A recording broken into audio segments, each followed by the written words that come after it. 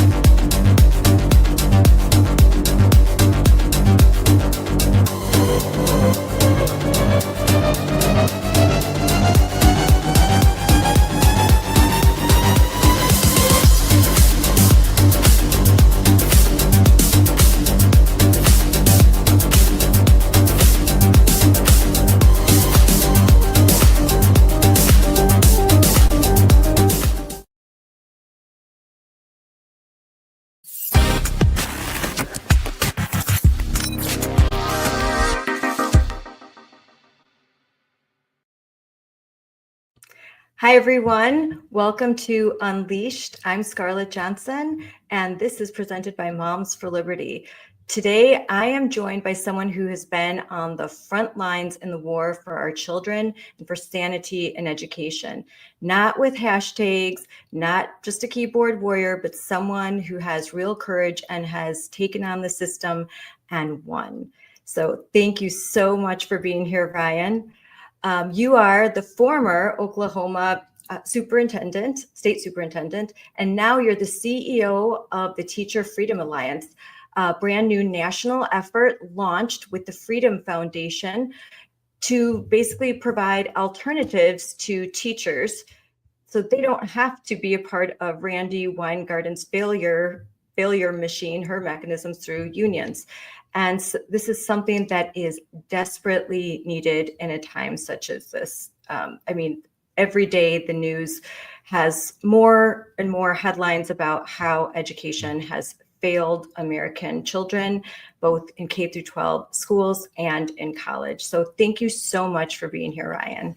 Scarlett, thank you for having me on. I'm a big fan of yours, big fan of the show, so I really appreciate it. And yeah, I know the Moms for Liberty and you all have been fighting this fight for a while now, been leading the charge. And so, our efforts are to try to give parents what they want in our schools, which are good teachers that aren't subservient to the teachers union, controlled by the teachers union. So that's why we felt so strongly about this effort. Yeah, today it seems like the only way to get an A is to be woker than anyone else. Let's just look at a few headlines. I've just went through your X feed, and I know some of that's on our X feed, but you were with Trace Gallagher on Fox News discussing this story, the college kids who can't do basic math. Tell us more about what is happening in California. I know it's happening everywhere.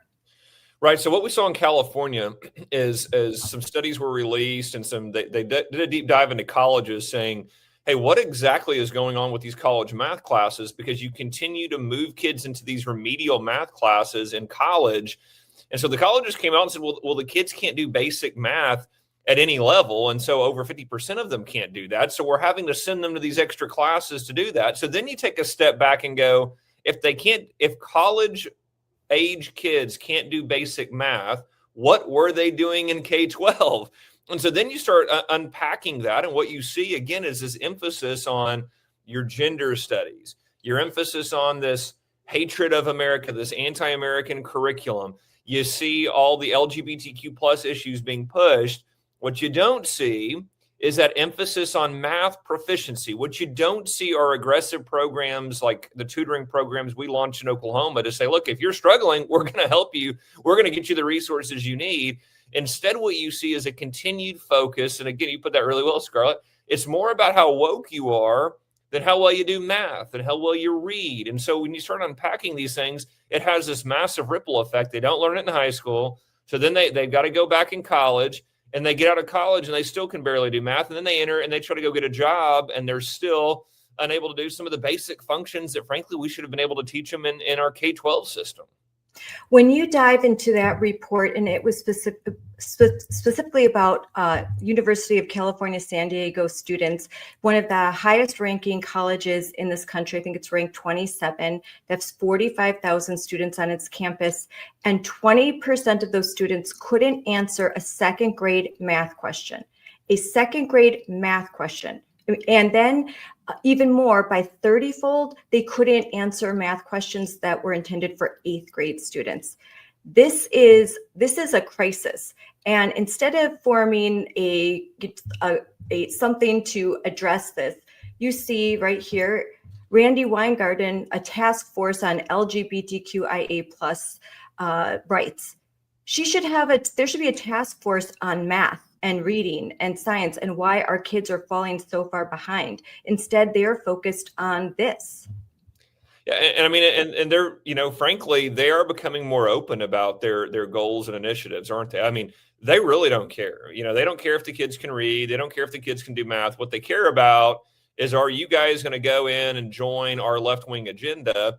And so instead of those pushes for things that would actually be helpful for academics, instead of empowering the parents, with tutoring programs and all the curriculum they could even use at home, things like that would be very, very helpful. What you continue to see them doing is they continue to push their agenda.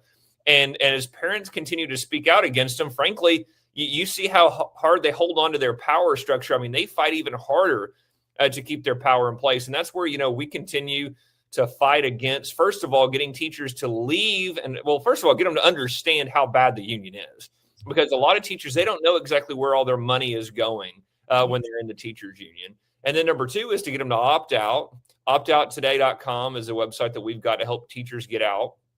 And then to join the Teacher Freedom Alliance to say, listen, we want to partner with parents. We want to focus on academics. Again, we want to address when kids aren't proficient in math or proficient in reading. And we want to create good American citizens. That's the other part of this, as well as we're talking about math, reading, and science, we've also got to strengthen that understanding of American history, love of country, patriotism, and citizenship. These are the basics we've got to get back to, not LGBTQ plus issues that is just absolute nonsense to inject into our schools. Yeah, I think you're 100% right. When you look at the overall scores across the country, it's easy to deduce that when our kids are graduating high school, they are completely unprepared for college. I have heard some friends of mine that work in the university say that college is the new high school, that basically they have to spend the better part of their first and second year just getting them a high school education. And these are the top kids, the kids coming from the schools across the country that are ranked high. So, I mean, what does that say if you are struggling in an inner city school district? I think a lot of the so-called woke policies that are intended to help disadvantaged students actually hurt them the most. Oh, I 100% agree with that. And what you see is all of this victim blaming or victimhood, all of this CRT, DEI, all of that nonsense. It actually hurts the people that they claim they're trying to help with that. What would be helpful is back to an understanding of high expectations, high academic standards is actually incredibly beneficial for kids. We all know that have kids, right? Parents and grandparents out there. Kids will rise to the level of expectations you put on them, whether that's their behavior or whether that's their academic performance. Again, if you expect low things of kids, oftentimes that's a self-fulfilling prophecy. If you expect high things of them, again, kids are capable of great things. God created every kid uniquely with unique talents. But what you continue to see is this participation trophy mentality, this, hey, make excuses for every child, turn them into a victim. That's one of the most damaging things you can do to kids, instead of telling them what you should, which is, hey, you are capable of greatness. You are capable of really having a positive impact on the world around you. You're capable of getting a great job, of creating a great job. You're capable of having a family and living a life that fulfills you with a lot of contentment and finding truth in this world. That's an empowering message. That is a hopeful message. That's an encouraging message. Their message not only hurts the kids, it actually puts them in very dark places where they don't believe that they can actually do anything with their life or actually have hope. So this is a Truth Social post by the president. Great job, Oklahoma State Superintendent Ryan Walters. Strong, decisive, and knows his stuff. I love Oklahoma. So real quickly, you became the state superintendent of Oklahoma. And that's, I would think, boy, that's a red state. There's probably no DEI in Oklahoma. Would I be wrong? You would be wrong. We had to fight very, very hard to get DEI, CRT, pornographic books out of our schools. I was actually sued by some of the largest school districts in the state for telling them to take gender queer and flamer out of elementary school libraries. So superintendents were fighting so hard to keep those books in their elementary school libraries. They sued me and took me to the state Supreme Court over it. So, I mean, listen, the education system is controlled by woke left-wing teachers unions, administrators, and an establishment system that is there to indoctrinate your kids. So when you come in, you've got to come in as a change agent. We fought. We were able to have the biggest reforms in the country in Oklahoma by taking that head on.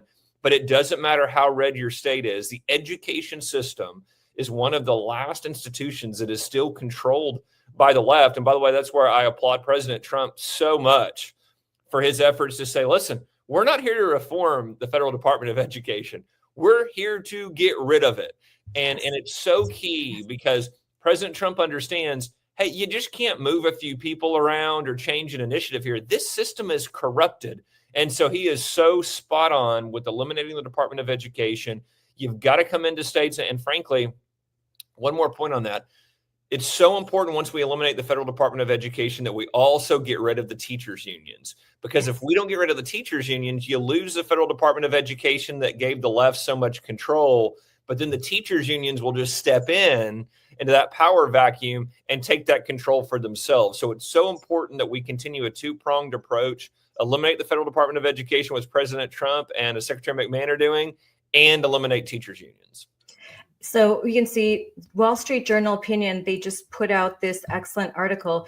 Big labor bosses favor Democratic candidates isn't news, but unionized workers might be interested to learn how much of their dues money is going to politics. And that's something that your organization is trying to point out to teachers, that your money is being spent to elect woke radical people, and it's not being spent to further the mission of teaching, to help children. This money, it's pure political politics. They're acting like a PAC, not a public interest group.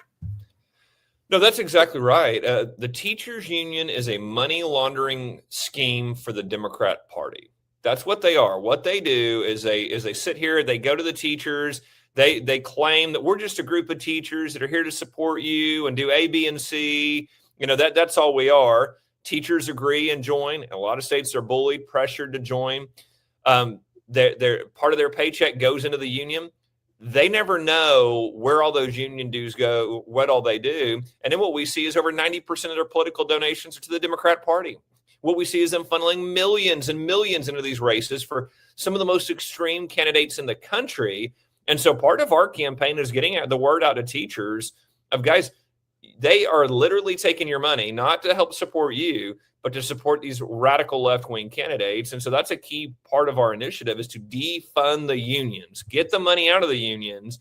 teachers, we're going to free you. We want you to be the best teacher you can be. We don't want you to be controlled by one of the most radical Marxist organizations in this country's history. But that first part of just letting them know where their dues is going, honestly, is very powerful and causes a lot of teachers to leave on that note alone. Yes, I don't think that they joined these unions to become activists. I think they joined to teach and to provide protection for themselves and their job. I feel like they've been betrayed, and I hope the more that they learn, they feel that way too. And they have the ability to opt out of unions. Like in Wisconsin, Act 10, like they can opt out of unions, but I'm telling you, there's a concerted effort in my state to repeal that and again, force them back into the unions. That is high on the agenda, and probably part of the reason why we've just learned that the Democratic Socialists of America feel like they have some tailwinds, and they are investing heavily now into school board races next year. I've just read that they've targeted like 210, 212 school board races with DSA candidates. That's George Soros money. So we are in a very precarious position. And we need groups like yours and like mine, Moms for Liberty, to fight back harder than ever, because I think they're seeing the gains that we have made and that the Trump administration has made. And they're now, the empire is striking back.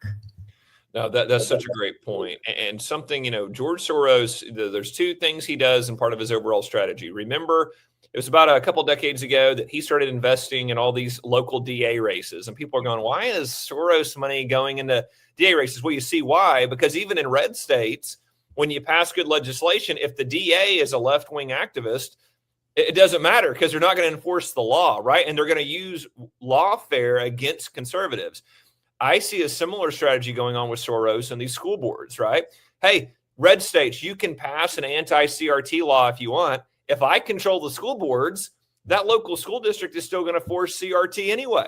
It is such a part of what we've seen from the left, which is, hey, no matter what you do, we are going to find ways around it anyway. And that's where we have to stay vigilant on getting involved in those elections. We've got to stay vigilant in making sure that you've got good folks running, good folks being supported.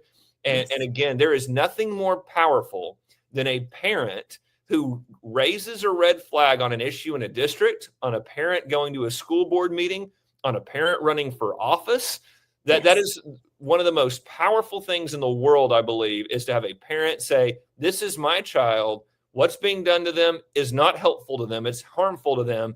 This is what I want for my child. I frankly don't know how you have people that argue against that, and these elite leftist educrats that come in and say, no, we know better for you, for your kid. It's outrageous. The American people reject that notion.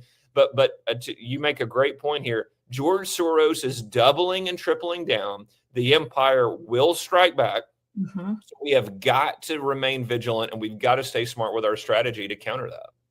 Yes, then conservatives and Republicans have to invest their time and energy into organizations like ours that we know what we're doing. We have been fighting this for 5 years, and I know many members that they've been fighting this way longer. I've just talked to some folks that they knew what was happening in 2012. They're from California. So we know how to win these races. It's just we're operating on shoestring budgets. So we need the investment of resources and people running for office, people helping those who are running for office to combat this orchestrated strategy on the left that should surprise no one. It should surprise no one that they're going to try to look moderate. They're going to try and look like they care about kids, but you don't care about kids if your number one goal in life is to shove genderqueer down their throats when they're in elementary school. I would show some images of that book, but then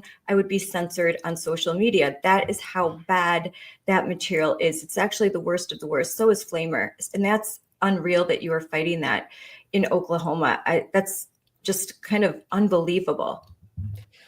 And you make a great point about this too. And I want to make sure and that your audience understands what you just said there, which is what what we are all up against. The reality is the left, listen, I will give them credit on this. They are incredibly organized. that they are incredibly strategic with what they do, right? They have built out and captured institutions. They have utilized and taken advantage of taxpayers in the education system. So when you look at the teachers unions, I talked a lot today about money, and I talked a lot today about the millions and millions of dollars that they take from teachers that are frankly taxpayer dollars that they use for political purposes. But the other thing that they do that is very, very tough is they are able to organize millions of people across the country with these union associations that they have, and they are able to then utilize them into running for office, utilize them into going and supporting candidates, utilizing them to going and protest, fight against President Trump. As you saw, one of the big the No Kings rallies, they were one of the ones behind that. But when you see Moms for Liberty and other groups, when they are jumping into these elections, they are going against a machine that has been doing this for decades, that know how to organize, have, again, frankly, used taxpayer dollars to organize, have built out these operations that it is incredibly difficult to defeat. Now, we can do it, but we've got to work together. We've got to move behind these conservative principles. And to your point, Moms for Liberty knows what they're doing. Moms for Liberty has been in this fight. Again, these are things that we've got to consider moving forward. Is we've got to continue to support good candidates. We've got to continue to get involved, and we've got to support the groups that know what they're doing and equip them to fight back. Yes, we've won. This was just in the Daily Caller. I just posted about this. We won over half of the school board races that we endorsed. Over half of our candidates won. And when you consider, it's huge considering what we're up against, the machine that we're up against, and how we have taken our limited resources and just tried to apply them and target some races and endorse some candidates. And over half won. And then one of the big reasons that they cite for their win is what's happening in schools. It's the fact that schools are more focused on this LGBTQIA plus agenda and providing kids age inappropriate materials than they are about actually educating kids. And for your organization now, for those parents tuning in, I think, could you explain to them what Teacher Freedom Alliance is and how it's different from the other unions that we've been battling for years? Yeah, so we're not a union. What the union does is they come in to take you back to that. What the union does is they come in, they tell teachers they have to join. We're going to negotiate. We're going to collectively bargain. We're going to represent you. We're going to go into the district and ask for more money, do this and that. So what we say is, guys, you don't have to do any of those things. First of all, there's a Supreme Court ruling, Janus, that says you don't have to. But number two, guys, you can negotiate your own contracts. You can be part of a district contract. There's nothing that says you've got to be part of a union to do those things. So what we tell teachers are, hey, listen, what do you need as a teacher? Some teachers say they're concerned about their liability insurance. Well, what if I get sued? What if something happens? We provide that for them. The second thing they say is, well, I've got to go get professional development to continue to keep my license, my certificate. And I've got to go back to the unions to get the trainings to keep my license, and we provide that in all states. So again, what we're able to do is come in and say, teachers, here's what we're going to do. We'll provide those things for you, but we're going to train you on how to teach your academic subject to the best you can. No woke nonsense, no left-wing nonsense. The other thing that we're going to do is teach you how to create good American citizens. We train teachers on American history. We train them in the Constitution, the Federalist Papers, the Declaration of Independence. And then lastly, we teach them how to fight back against left-wing extremism in the school, how to fight back against the teachers union and their tactics. So what it is it is a way for us to get good teachers in the classroom, good teachers equipped to teach your kids. And then frankly, the last part, that providing them the tools needed to fight back, because they are in the middle of this fight as well with you, the parents, against these left-wing extremists, the teachers unions. We try to make sure that they know exactly how they can fight back and exactly how they can win this war and get our schools back on track. I was just at a conference with Defending Education, and the keynote speaker was Miss Snuffy. I'm sure you've heard of her. She's the British school head mistress that's famous. She's really wonderful. And she said that when she gets new teachers every year, she has them sit through basically an anti-DEI course. Starts off with this like week-long course where she kind of drills into them just basically that the real truth behind gender ideology. And she does it in a way, she said, it takes about a year. But after a year, she starts off that way. But after a year, we're constantly sending articles and just sitting down and talking with them and providing them just an alternative, that they're transformed, that they see the world differently. Plus, they are working with these students, and most of them come from disadvantaged backgrounds, and they're applying real world working principles in the classroom, and they see kids flourish, and it's amazing. So I think it's huge what you're doing, providing an alternative, because teachers are required for their licensure to go to a certain amount of hours of professional development every year, but they can't be forced to go to a certain development. So if you're providing an alternative, that's huge. That means that they're actually getting real tools, and they also don't have to sit through indoctrination and possibly be influenced by it. No, that's exactly right. And that's where we're able to come in and say, listen, we can do this where you've got good people that don't want any part of that. But frankly, a lot of good teachers say, yeah, but I don't know what to do. I don't know what else to do. I'm going to lose my job if I don't get these hours. And so again, providing that for them, giving them very good professional development, getting them, again, a better understanding of American history and a better understanding of what parents want. We always talk to the teachers about this. It's so important, and we teach them ways. And again, we work with groups like Moms for Liberty to say, hey, here's what the parents are asking for. This is what you've got to make sure you provide for the kids. And again, the teachers we work with are going, that's exactly what we want to do. And so again, as we continue to grow, we've got thousands of members across the country. We're going to continue to find these good teachers, train them, but also help them fight back, because again, we've got to take these districts back. We got to have good, bold leadership from teachers.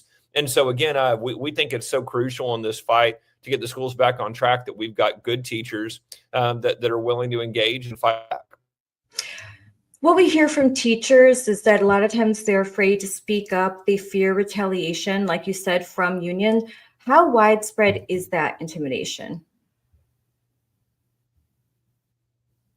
What was that last part? Yeah. How widespread is that intimidation, do you think? Oh, it's very widespread. You see it some in red states, but you see it in the blue states where they are intimidated to join the union. They are doxxed. We've seen people show up at their house. We were in Colorado Springs a few weeks ago, and we saw that the union tried to go on strike, and teachers went and taught anyway. And the union came out calling them scabs. They protested them, tried to go meet them at the doors. We're making Facebook posts about where they live, everything else.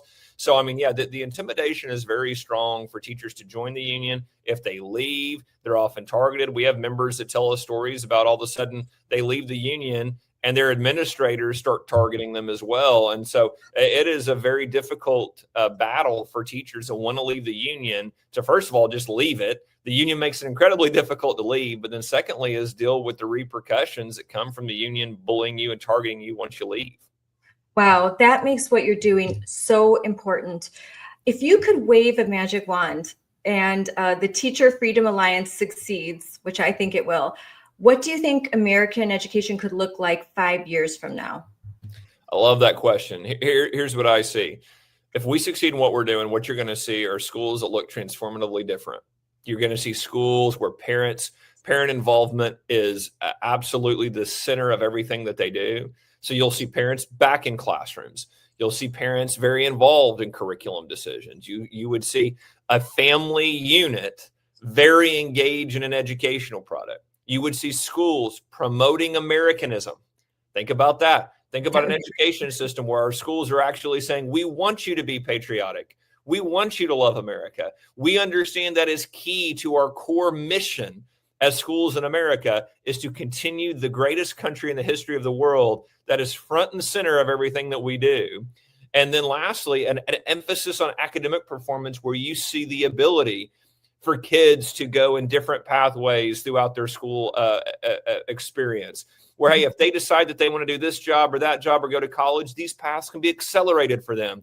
High expectations means that kids are going to pursue their dreams in a much different way. So you're going to see an education system that's patriotic, that is family oriented, where families are back involved. And lastly, you're going to see kids hitting these expectations. You're going to see schools unlock potential for learners, which means a continued, you talk about getting a job, you talk about all those things and what they mean for a kid. What it really means is a fulfilled life, because there's nothing more fulfilling in life than utilizing your God-given talents, having a family, finding that truth in this world of what truth is, which is what education should be seeking out. You see families that stay intact. You see a stronger society. You see a stronger America. That's where I see the country going when we're successful. That sounds amazing. So in closing, if you had 30 seconds to speak directly to every teacher who feels trapped in this system, what would you say to them right now? I would say, listen, there is, it's a free country. Practice your freedom. Join the Teacher Freedom Alliance. Go to teacherfreedom.com. Get out of the union. You got into education because you want to help kids. You want parents to partner with you to have a great educational product for their children, because you want kids to be successful. You do not have to go through the teachers unions. We can absolutely help you and equip you to be able to do that. And we're going to have your back. If the teachers union comes after you, if the school district comes after you, we've got attorneys ready to go to fight that fight with you. So we're going to be fighting alongside you. But again, we want to help you fulfill your dream, which is helping kids in the classroom and helping parents. And so that's what we're here to do. And we would love to work with you. Yes, and I have right here on screen. I love that public education is worth saving, because it absolutely is. I know there's been a surge in attendance to private schools and homeschooling, and that's wonderful. But the majority of Americans are going to be educated in a public school. And you can't just say, pull your kids out, because there are rural areas, as you know, where there are no options. And there are parents who cannot homeschool their kids, whether they're a single parent or they just can't financially do it. So public education needs to be saved. We can't just leave all of these children behind, and we can't leave all of the teachers behind either. And it's so great that the organization is providing so many different services, the legal help, the professional development, and the support system, so that they don't have to feel alone. I know a lot of teachers, when they finally are red-pilled and they basically are forever changed, they can feel really alone until they talk with organizations like ours and yours. And then they suddenly realize, oh, wait, there are a whole bunch of people that think just like me, but we've all been cowed into silence. No, that's right. I mean, the community is so important. That's one of the things as we have teachers that join. One of the first things they say is, this is amazing to be, connected with hundreds and thousands of teachers that think like I do. I felt so isolated in my district or in my building, but now I'm part of this broader community. And I just think it's so important, as we continue to move forward, that we're able to connect patriots together, that we're able to all work together to continue this fight forward, to make sure that we're able to accomplish these things. Because again, as you continue to see, the left does that. The left, hey, they are connecting. Every left-wing radical group in the country is working together to destroy this country.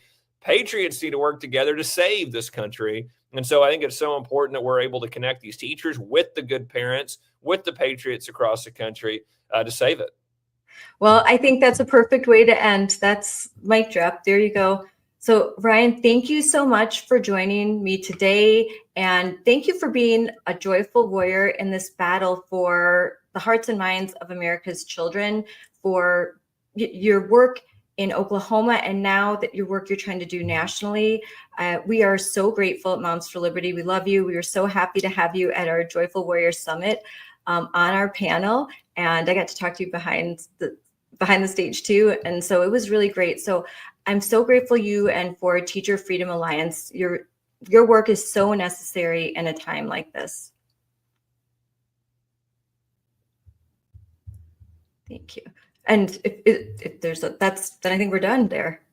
Awesome. No, yeah. Thank you. I appreciate it. I enjoyed it. Thank you so much for having me.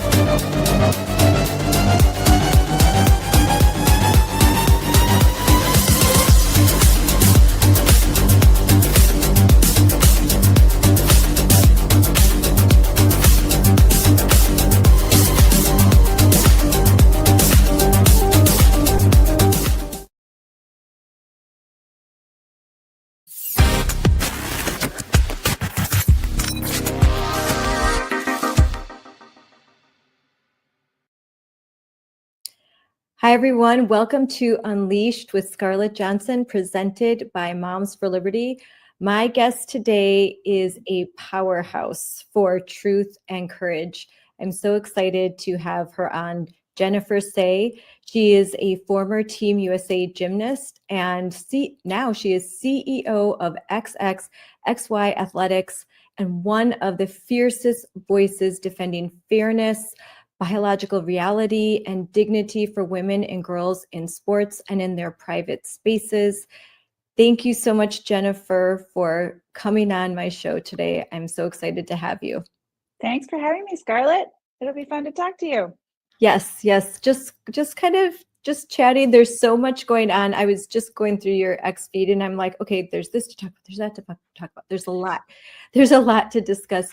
I want to mention that you consistently call out Nike and other major athletic apparel and shoe brands for not standing up for women, for not standing up for girls. I have the teenage girls in my household who are athletes, and they always want the Nike shoes, Nike gear, but they're not standing up for women and girls. They're making a lot of money off of female athletes, but they're not really speaking out for them. No, I mean, Nike has a long history of treating women very poorly, with astonishing disregard, in fact. And I think it's that divide between how they pretend to support female athletes. They pretend and they make a lot of money off of, a you go girl female athlete point of view. And yet behind the scenes and not so behind the scenes, they've always treated women with astonishing disregard. And that's their own employees. And there was an expose written by the New York Times back in 2018 about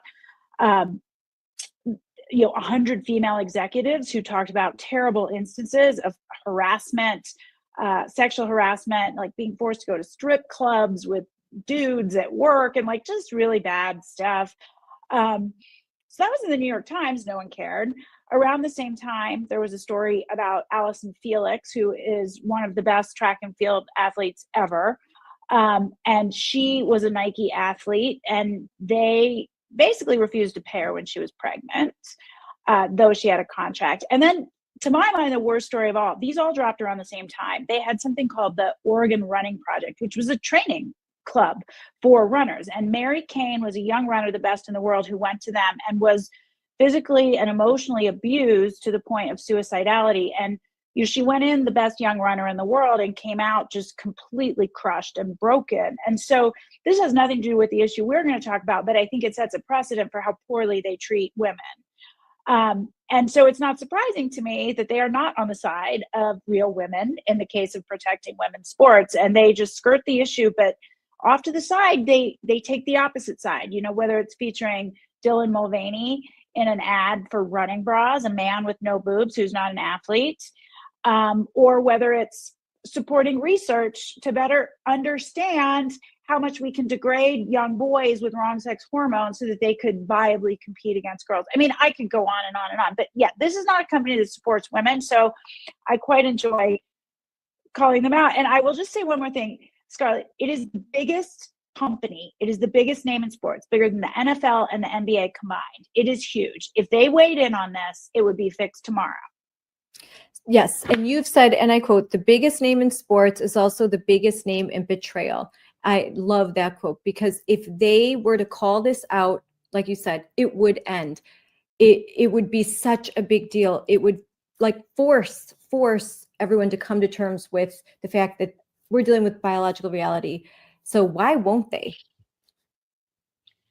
Well, why won't anyone? That could be a long answer because they're afraid to buck up against, they're in Oregon, like near Portland, in a little town called Beaverton. They're filled with super woke employees. They believe that's everyone. They live in a bubble. They don't realize that most of America disagrees with them on this point. And I want to go back in time a little, Scarlett. In 2018, they started an ad campaign with an athlete by the name of Caster Semenya. Do you know who that is? No. Okay, so Caster Semenya is a male with what they call a DSD. So he has disordered sexual development, sex development. So he was born male, but probably mistaken for female, underdeveloped male genitalia. That's sad. I mean, I have total empathy. At some point though, it became clear that he was male, probably around puberty. Well, this athlete competed in the women's category. I'm going to forget what in track and field, I think the 800 meters, and won a gold medal at the Olympics in 2016. He is a male with a DSD. They did not do sex testing. At a certain point though, his femaleness was called into question. There was some testing. He had abnormally high levels of testosterone that never appear in women, even with hormonal disorders. So, and now World Athletics has set a clear rule that you must be female to compete in women's sports. So Semenya is refusing to do the testing because he knows, blah, blah, blah. Anyway, Nike did a whole campaign starting in 2018 about Caster Semenya just being a different kind of woman and how we're all just bigots if we don't accept Caster. No, Caster's not trans. I want to be clear about that, but it doesn't matter. It's a man saying he's a woman and competing in the women's category. And they made it about race and bigotry to call that, his sex into question. It's not race or bigotry at play. He's a man. And there are biological advantages. You said the testosterone, that the biology makes it inherently unfair. That's all that you're saying, that there's biological reality that you can't ignore. Yeah, no, like I said, I have total empathy for a person who has a difference in sex development. I'm sure that's a very difficult thing to have to grow up with. I'm sure that if he was in fact raised as a girl, learning that he was not, that was a traumatic experience. I have no doubt. But he is a male and he cannot compete in women's sports, and we cannot sacrifice women's rights for men's feelings. It just doesn't work that way. Go compete in men's. So Nike, I think, did a lot to normalize this idea that if you say you're a woman, you are, whether it's trans or DSDs or whatever. It's not. If you're not a woman unless you have XX chromosomes and your body is organized around producing eggs. It's that simple. So I think Nike's done a lot of harm in this area. They continue to do weird stuff off to the side. They're not getting it. They're woke. They just don't know, to come back to your answer. They believe they're like the civil rights heroes of our day. It's crazy. It's crazy. Scarlett, I don't know, why does anyone persist in this bizarre thinking that men are women if they just think they are? No, I don't know either. It's hard to understand. But you have developed XXXY. So we can lament all day, but they're not changing their minds. So what can we do? Well, we can put our money into another product that does recognize biological reality. And so you're providing something different, high quality, really cute. I love your stuff. I love all the, and you keep expanding and growing. So why don't you talk about that? Your decision to, you're not just going to complain about it anymore. You're going to do something. Yeah, I mean, I think we all have an obligation to use our unique skill sets. And my skill is brand management and brand development and understanding culture and how to influence culture. I did it for years as the CMO, Chief Marketing Officer at Levi's. I've written books and made films, and that's what I like to do. So I'm not a legislator or a politician. I'm not even a media pundit. I'm a business person. And I think that there's this huge gap in the marketplace for a brand that actually stands up for and supports women and supports the integrity of women's sports. And I think most people agree with us. And what I can do with XXXY Athletics is normalize standing up and saying, you know what? Women's sports are for women. That should be a totally normal thing to say, right? And for some reason, people are afraid to do it. The 80% of Americans that agree with you and me are terrified to do it because they get punished for it. I mean, we can talk about Elizabeth Eddy in a second, but they do. But if I can make amazing product that performs with great content, it puts us in the mainstream a little bit. I think we play a unique role. And if I can wear this sweatshirt or the one you're showing on screen to my daughter's soccer game or to the gym, and someone else sees it and they go, oh, I can say that? Yeah. It's like you chip away and you just make it a little more normal every day to stand up and say a totally normal thing. I want to play one of your ads that I really like. Nike. Dear Nike. Dear Nike, why won't you stand up for me? Why won't you stand up for me? Why won't you? Why do you claim to support women and girls? Yet when we need you most, You remain silent. Today, males are claiming our identity. Our sports, Our spaces. men and boys are stealing opportunities, medals, trophies, and our future. And it's not fair or just. In fact, it's often dangerous. Yet you refuse to use your platform to stand up. You say you're for social justice and progress. So why do you allow men's rights to come before ours? See, with a big platform, Comes an even bigger responsibility. you have a chance to do the right thing, not just do the easy thing. So we're asking you, Nike. So we're asking you, Nike, So we're asking you, Nike. as the biggest voice in all of sports, Will you stand up for me? Will you stand up for me? will you stand up for me? Will you stand up for me? Will you? Will you? Will you just do it? She's so cute. I love it. That's so clever. Will you just do it? I love it. That And if for the weirdo, like ad obsessed people who've been in the business for a long time, they might remember an ad that Nike did back in 2011 called "If You Let Me Play," and we sort of mirrored the style of that ad on purpose. And it was a brilliant ad. It made me really proud to be in the business, and it essentially showcased young girls talking about all of the benefits of participation in sport. If you let me play, I'll be less depressed. I'll have better self-esteem. I'll be more likely to graduate from high school. All these things that are absolutely 1,000% true. And it was a remarkably beautiful ad. And yet they won't acknowledge the elephant in the room right now, Nike, that fewer girls will play if they don't have a fair playing field. If you know that you don't have an even shot of winning or of making the team because there's a bunch of boys who get to take your spot, eventually girls will stop playing. And quite frankly, as long as there's a single boy that breaches the boundary of girls' sports, they're not girls' sports anymore. So we were just sort of challenging Nike to stand up here. This was our first viral ad. We did it in October of 2024, so 6 months into our existence, and it went crazy viral in a few days. It's just such a simple execution, but those girls just touched your heart. they did. Yeah, they did. And I think my daughter this week is tryouts for basketball team, and if there was a biological male or a few of them, I can guarantee you a lot of those girls would just like, no, I'm not.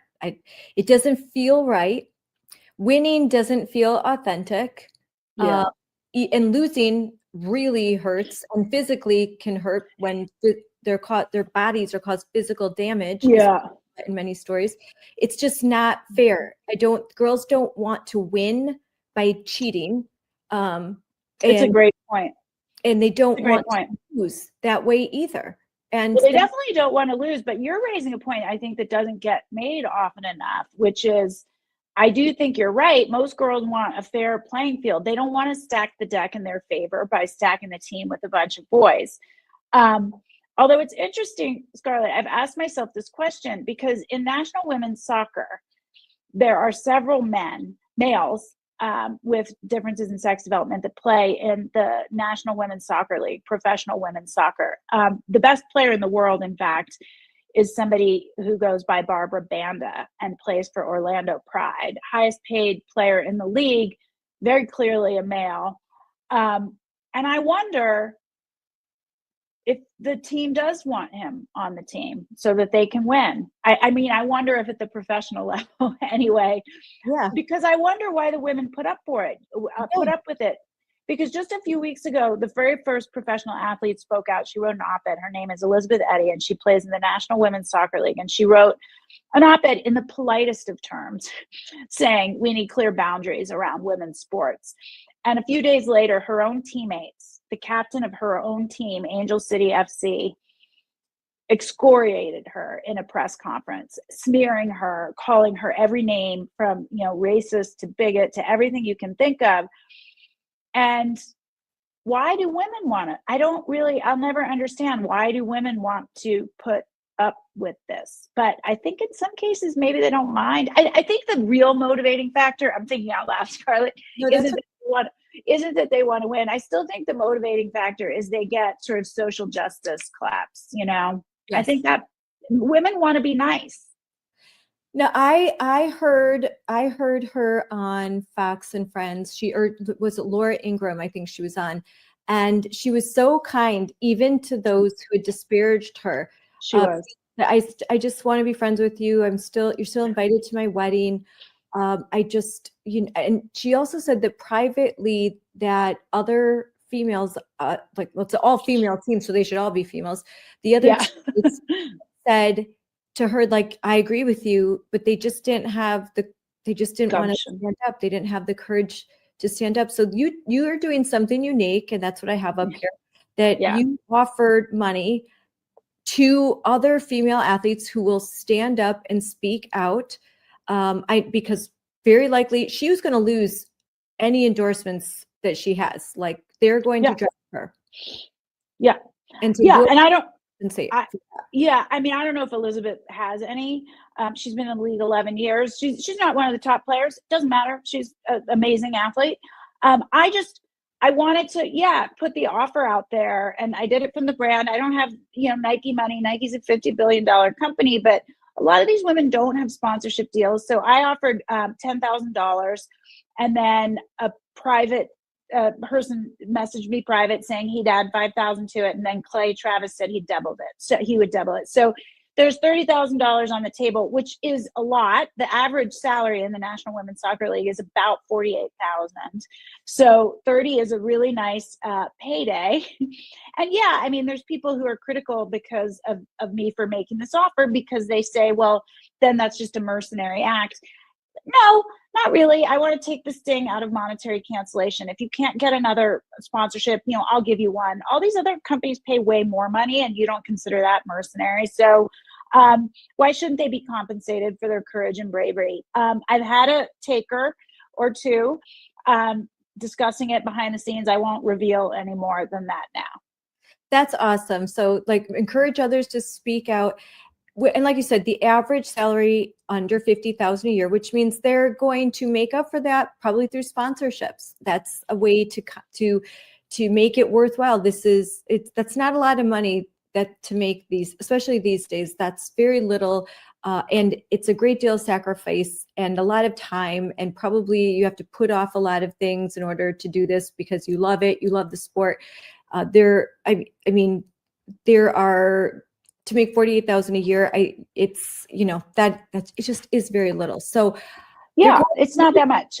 And Yeah. they're in major cities like Los Angeles and Miami. I mean, it's tough to live on $48,000 in Los Angeles, I don't know how you would do it. I mean, you're living basically like you're in college still with roommates and all of that. So there is the financial, so there could be financial pressure. Like if I speak out, maybe I have a few small sponsorship deals and I'll lose them, and that's right. It will hurt me. But I think if they're in big cities, I would guess, because I've been doing this for a while, it is the pressure, the societal pressure, the pressure of what people will say to you on social media, that they will be mean to you, that, you won't, that friends might drop you and unfollow you and cancel you. Like, that is still very real for these girls. Yes, the social ostracizing is a real risk. I would say it's not just a risk, it's an almost certainty. Look at what happened to Elizabeth Eddy. It's like what you just described times 100. Her teammates did a press conference to call her a racist. Who wants that? I mean, it's sort of easier to go, I'll just stay over here. Like, I think this is wrong, but I'm just going to wait for other people to deal with it. I get it.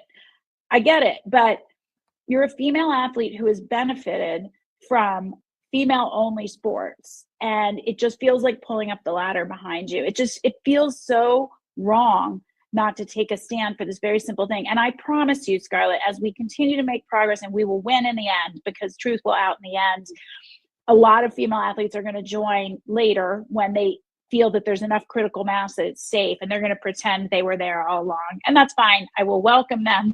But I think it is a bit cowardly, and I also understand at the same time, as someone that's endured pretty serious social ostracizing, it's not fun. I mean, I don't know if I would have done it in my 20s. I did it in my 50s.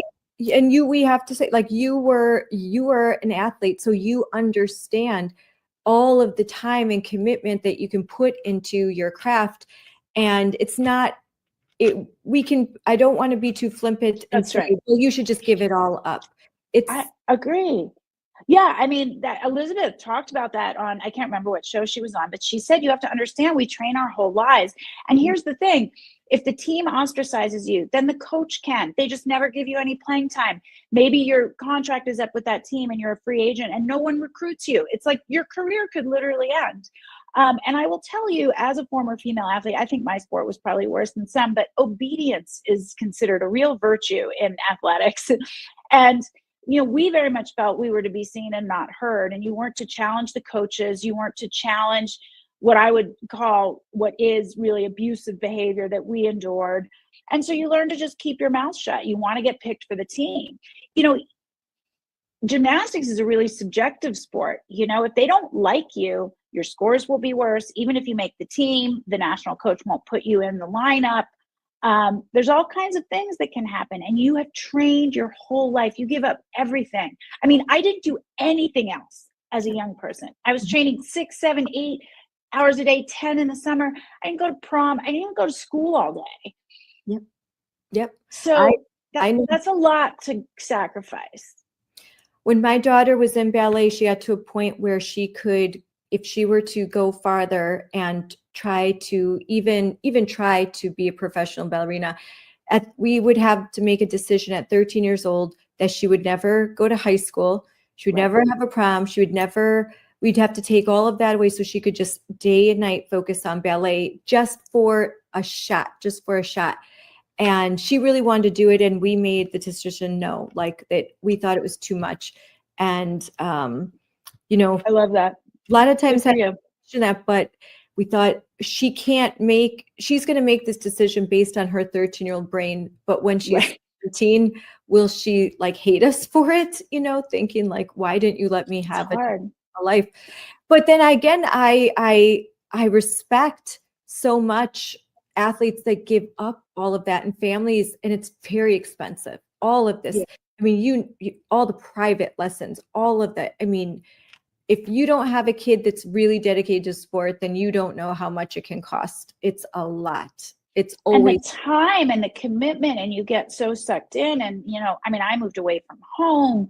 I was living on my own, not on my own. I mean, I lived with a coach at 14. I had no outside adult to kind of monitor and take care of my, psychological well-being.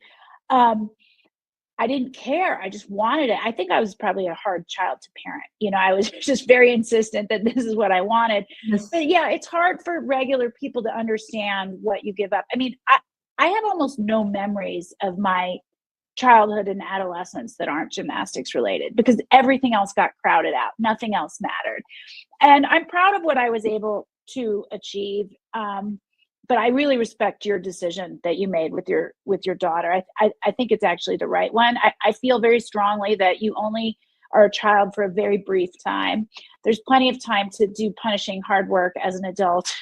And I want my kids to be kids. My son is 11 and very dedicated to soccer, but I hope that I make the space in his life to also be a kid. Yes, I think that, parents, if you have your kid in any league sport, because I think if you're older, you may not understand that your kids just don't join high school sports. Like they need to be. No. My daughter has been playing basketball since she was in preschool, and it never stops. As soon as one league's over, she has to do another one, AAU, all this, and another league or this or that, constantly playing just to make the varsity team in high school because everyone's doing it.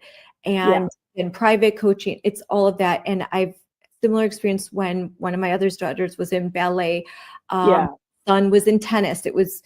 It's just very intense. And my son was in soccer up until high school. And it's really intense. And it's a big sacrifice early. And I loved my kids being involved in sports, but it's a lot. It's a huge commitment. And when you have multiple children, it's crazy. I have 4 kids. The older 2 didn't do sports. They're grown now, but it's a lot. And so, to bring it back to our issue, these young girls, these teenage girls, they put their heart and soul into it, their life, their families put money and time and energy, and they deserve. And you know what? Here's the other thing. If you are an athlete, a highly competitive athlete, you lose a lot. You can handle losing. This isn't about losing. In fact, I think that's one of the benefits of sport is you lose more than you win. You learn to get up and keep trying. You learn perseverance. But you don't have to accept an unfair playing field. We would not accept performance-enhancing drugs, not one instance. So why would we accept male advantage, which is greater than performance-enhancing drugs?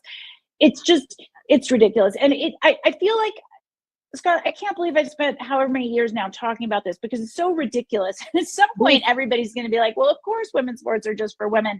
But we are living in the upside down right now. And people are afraid to actually say what is so obviously true, but we're going to chip away at it. And every day we're going to bring one more mom and one more athlete over to our side, and we're going to win. Yes. But it's going to be a slog, and we just got to keep going. That's it. We just got to lock arms and keep going. I like that you said it's not about losing, because that's what the left will say. That's what Ocasio-Cortez just tried to do with Riley Gaines. Like, oh yeah, maybe if you wouldn't be a loser, you know, like kind of really mean girl type thing. I mean, come on, if you're an athlete, you lose all the time. It is rare when you win. When you win, right. You're crying. That's why your family's crying. When your team, it's so rare to win. It's such that's right, and we can handle losing. Yes, We can. Just we could totally 6'4" dude. And you know what? She could have not even made NCAAs and said that wasn't fair. But here's the thing: that kind of childish insult is the same as just resorting to you're a racist or you're a bigot. Or, you know, when I spoke out in 2008, I wrote a book about abuse in the sport of gymnastics, emotional, physical, and sexual abuse, and I was the first Team USA athlete to do it. It was the same thing, Scarlett. They called me a loser and a grifter, and I was a terrible gymnast, and I was the worst national team member that ever was, and I was a terrible national team, because they couldn't say I was a loser. I was first in the country in 1986, but they said I was a terrible champion and the worst national champion, which very well may be true. Not the point. Does that mean I deserve to be abused by my coaches? No athlete does. So it's just what they resort to when they have no argument, insults. And it hasn't changed in a gazillion years. So you have to ignore the insults. And I think you'll find, if you do stand up and speak up, you'll find a community of women and men. More and more men are joining us, which I think is outstanding. And they're going to be from all backgrounds, all political persuasions, all religious backgrounds, but they believe in the truth. And you're just going to find that you have this amazing community. That doesn't change the fact that it's very difficult, because if you lose friends of decades, which I have, that's still hard. And people will say, well, they weren't your friends anyway. Well, it sure seemed like it when we were there for each other's baby showers and weddings and, you know, funerals of loved ones. And so it's hard, but you let it go and you stand in the truth and you find your people. Well, speaking of girls with courage, you recently moderated a panel at the Moms for Liberty Joyful Warrior Summit in Orlando with 3 such young ladies that I had the privilege to meet. They are wonderful. The title of the panel was Goliaths in Their Path, Young Athletes That Spoke Up Anyway. And these 3 female athletes, Maddie Wilkin, Alexa Anderson, and Sophia Carpenter, shared their stories of being forced to compete with males. It was my favorite panel that we had. I was, you saw me backstage when I was interviewing, I was crying. I couldn't, like, these girls were so inspirational. So why don't you talk about that? Let's talk about the bravery of these girls and what they had to endure. Sure. Well, first of all, thanks for inviting me to do that at Moms. We had the idea on our side to do it that way, and let the girls have the stage. And I think it was great. So 2 of the athletes you mentioned, Alexa and Sophia, are from Oregon. And they famously, well, there was another one. They've all sort of stood down from competing or from accepting and standing on the podium with a male athlete who won at the state track championships. And now they're suing the Department of Ed in Oregon for doing this. And then Maddie is somebody I know locally here in Colorado who's been very outspoken, spoken at school board meetings. She had to wrestle a male athlete a few years ago. And I just am so inspired by the courage of these young women. They're teenagers. And I feel quite convinced that these are the girls, this army of young women across the country that are going to change things. It is not going to be the famous athletes, because the famous athletes are silent. They're too afraid of alienating either their fan base or losing endorsements or losing their friends. But these young girls, they're going to be the change makers. And we heard from them directly, and they're just so courageous, and they know in their hearts what is right, and they're willing to do it. Yeah, and I have an image of the panel, and you can watch the whole panel at the Moms for Liberty YouTube channel. We've got it loaded up there. Courageous young athletes stand up for girls sports. I highly encourage you to watch it. They're so sweet. I love them. But strong. They're sweet and strong. They're fierce. I mean, and the parents too. We've got to acknowledge that the parents of these girls, I commend them, because they get a lot of heat. Like they also, I mean, they have to stand by their daughters, and a lot of parents will. And I know this because I have a lot of parents come to me and say, oh, here's a story, but we don't want to go. We're not going to go public. We're not going to attach our name to it. Me too. We introduce them to lawyers. No, we don't want to, go along with this lawsuit, when that's what will really change things, these lawsuits. All of these girls, they are willing to put their name out there. The families are standing by them. The families are willing to take this all the way.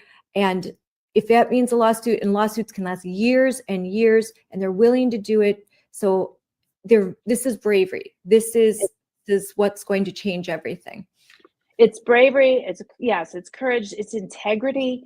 It's, knowing it's going to be hard, but doing the right thing anyway, which is actually courage. It doesn't mean you're unafraid. It means you might be scared, but you do it anyway. And I just think I'm astonished by their integrity at such a young age. And I really think they're going to be the difference makers. I compare them quite often to a group of young women within the gymnastics community that we call the Army of Survivors. And they were the young women who basically exposed Larry Nassar, the serial pedophile doctor in women's gymnastics. And it was not the famous gymnasts that exposed him. They joined very late.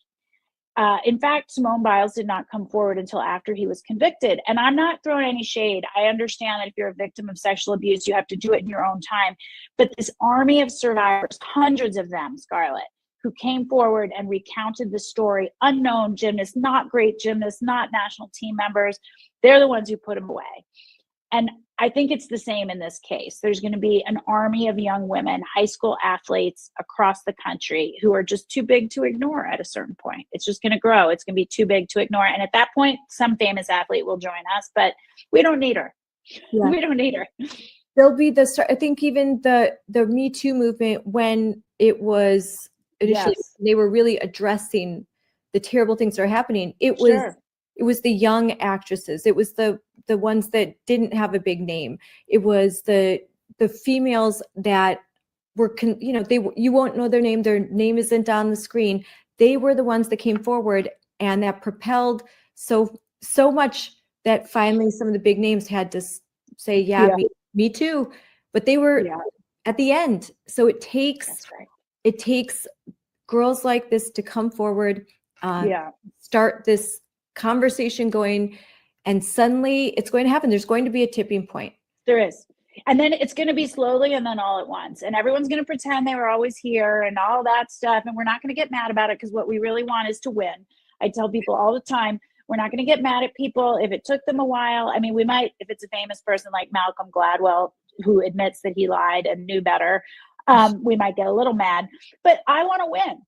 I want truth to out. And so we have to welcome people as we grow this movement, and not scold them first. And I still see some scolding sometimes.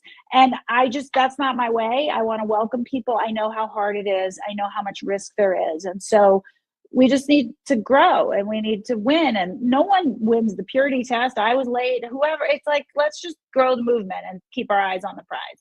Yeah, like with COVID, so that's exactly what will happen.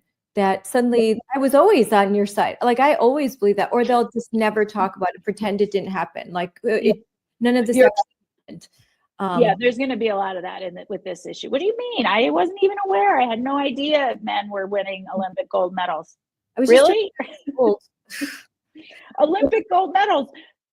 Yeah. In the last 20 years, well, World Athletics, which has set a standard, that's the national governing or the international governing body for track and field, who has set the rule that they will sex test. They found 60 instances in the last 20 years of males not necessarily winning gold medals, but competing and winning on the road to Olympic gold. So that's a lot. That's one sport at the highest level. And you know what? Girls not at the highest level, girls in high school deserve fairness too. Everybody deserves fairness, not just Olympians.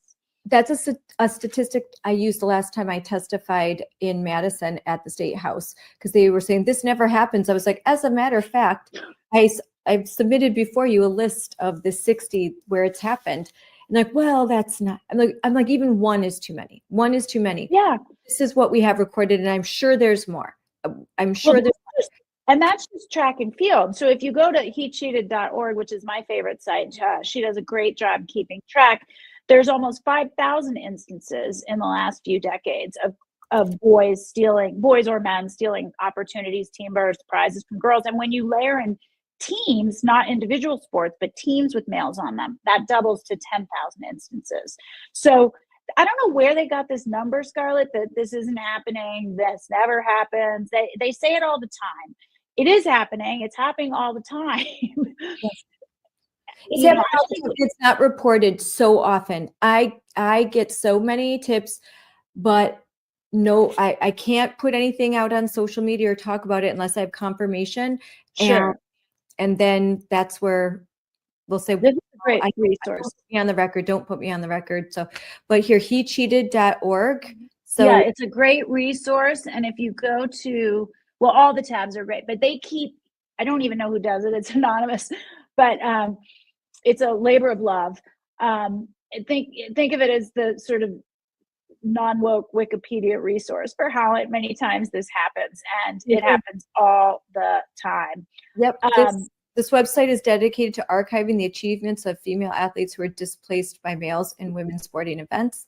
And you can see right here the number of medals, competitions, female athletes, sports, and then it's all detailed. Look right through here. And this is actually what I used. And so if you're watching this and you're about to go testify to in your state house, they're bringing up a bill about fairness in women and girls sports.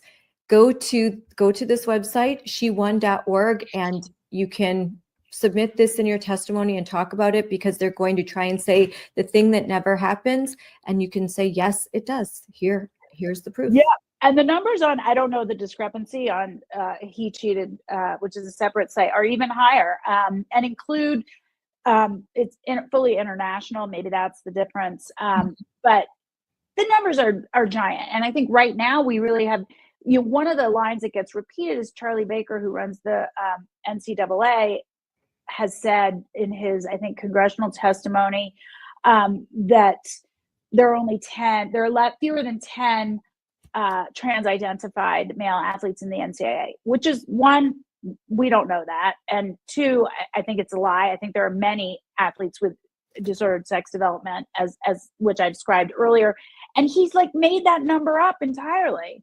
Like, yep. What? It's false. I mean, I can name 10 without even thinking about it. Literally. And you know what hurts is because when parents like me go to testify and we're trying to advocate for legislation to protect girls' sports, they all the Democrats cite him. That's right. They cite him. That's right. And it's a totally made up number. It's not true. And who cares if it's only 10?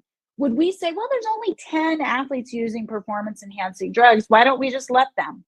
Yeah. Yeah. Then I'm like, even if it was one, it's still worth doing. I've had to say that over and over. If it's one girl that's getting abused, if it's one girl that's right, is terrified to use the women's locker room. That's right. But it's so much worse than that. There's Wisconsin horror stories I can tell you, but before that, we'll talk about some of the good news, and that is another piece of good news is you were just at the Fox Nation Patriot Awards, where 2 young girls were honored, and so tell us about that.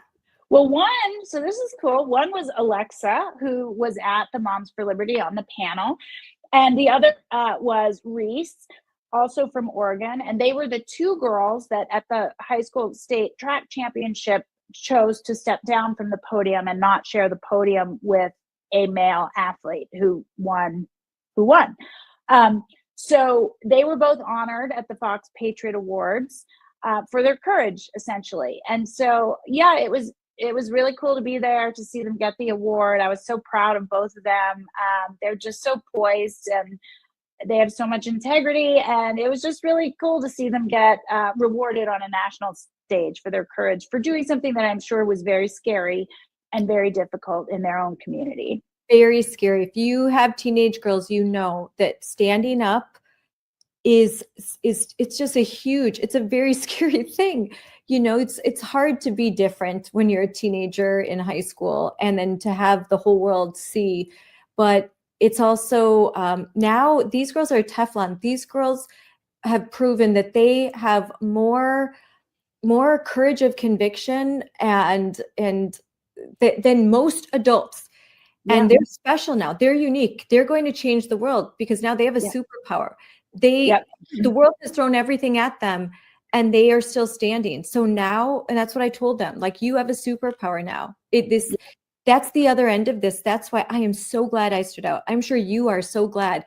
All the hard times, it's all worth it because at the end you get this superpower where you don't care what people think anymore. And that's a gift. It is a real gift. It took me a long time to get there. I started in a real hole as a gymnast where there was this forced obedience.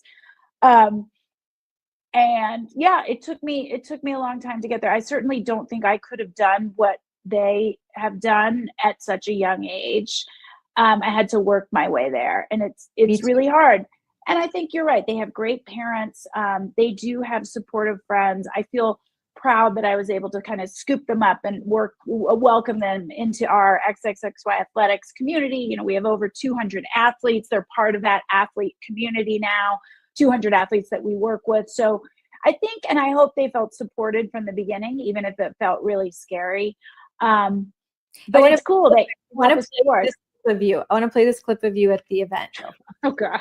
I am in Long Island, New York, about to go into the Fox Nation Patriot Awards and see our athletes, Alexa Anderson and Reese Eckert, win a Patriot Award. So many girls who deserve this award for their courage. Girls like my friends Sophia and Maddie, who took a stand with me at that first track meet back in Oregon. But they're going to win because they stood down and refused to take to the podium to stand up for women's sports. It's really going to be super neat to see them accept this award. And to all the girls who are currently fighting for fairness, just know nothing will happen if you do nothing. We need to fight to protect the future of women's sports. I am in. Oh my gosh, that is amazing. Amazing. I love it. Nothing it was neat. If you do nothing. Mic drop. There you go. Nothing will happen if you do nothing. And I think it should be said, Jennifer, that I think that the work that you've done and the groundwork you've laid and the programs that you've provided have made it possible for them to stand up, like that there is a community, that they don't have to feel alone. And I can only hope that some of the work that we've done at Moms for Liberty has contributed to that as well, that we've tried to make this space as adults where they are safe and they can come out and be strong.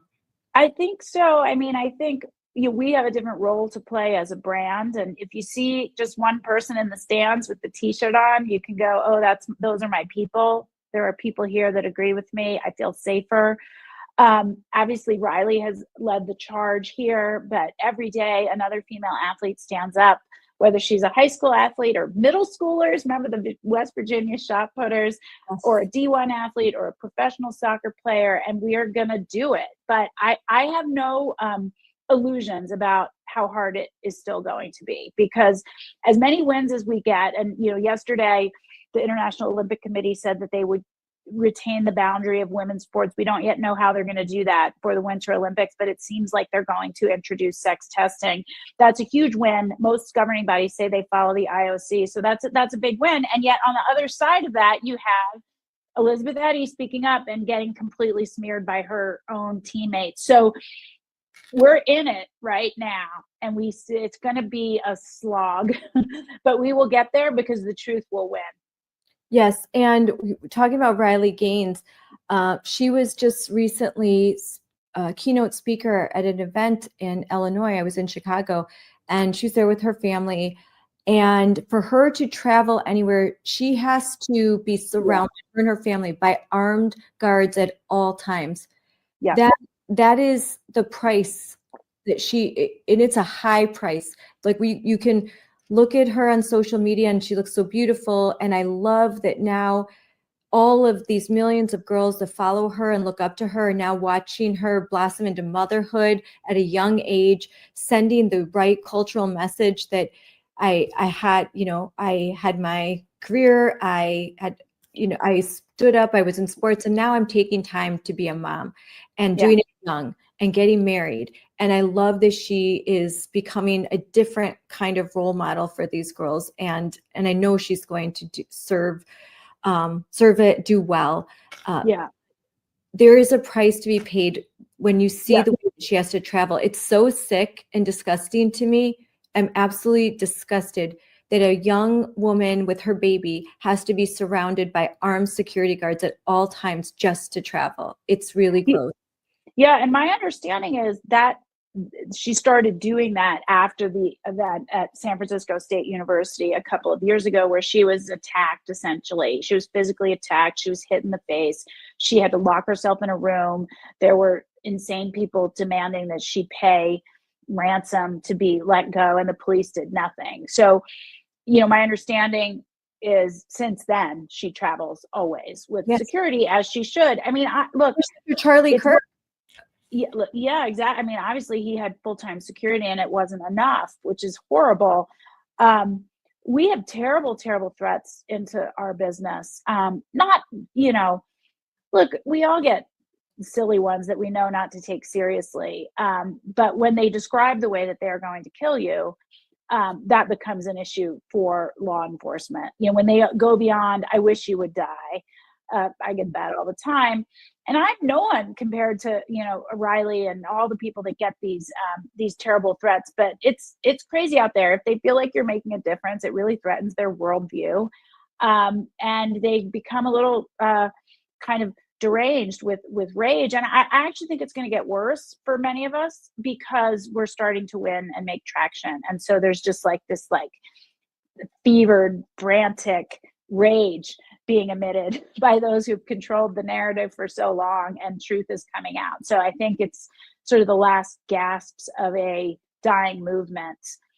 And the truth is coming out, isn't it? When the first transgender representative is now facing 45 years in prison for pornography, possession of pornography. I'm going to look that up. And a lot of the memes are, look at my shocked face, but this is exactly the type of male pretending to be a female that wants to enter my daughter's spaces. Well, let's talk about Tish Hyman. Are you following that story? Yes, I am. I did want to talk about that. Let's talk about it. Yeah. In LA, Tish is a Black lesbian rapper, musician, Grammy nominated, so very accomplished musician. A few videos from her went viral in the last 2 weeks. She lives in Los Angeles. She was in Gold's Gym, or whoever owns Gold's now. I can't remember the name of it. And there was a male in the locker room, and she made a fuss, and she said, "You need to leave. You're a man." And unfortunately, Tish didn't know it at the time. She certainly does now. The law was on his side. The law says gender ID is what trumps actual sex. And if he says he's a woman, and by the way, not that it matters if he actually looked like one or not, but this was like clearly a dude with a little lip gloss on. He wasn't even trying. Nope. There's Tish there in the center in San Francisco last night. But as it turns out, Scarlett, so she was confronted with different men in the locker room 6 times over the course of a few weeks. And she was just like, I'm not going to stand for this. And she's fearless. So she shouted and she screamed and she brought the attention of the gym. But she's the one who lost her membership to the gym. And as it turns out, the male in the locker room, whose real name is Grant Freeman, is a convicted criminal for drug trafficking, but also domestic violence. So he has an ex-wife. He beat her. He slammed her face into a toilet seat and broke her jaw. Compound fracture. She had facial reconstructive surgery to correct it.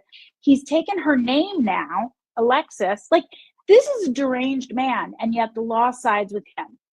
Wow.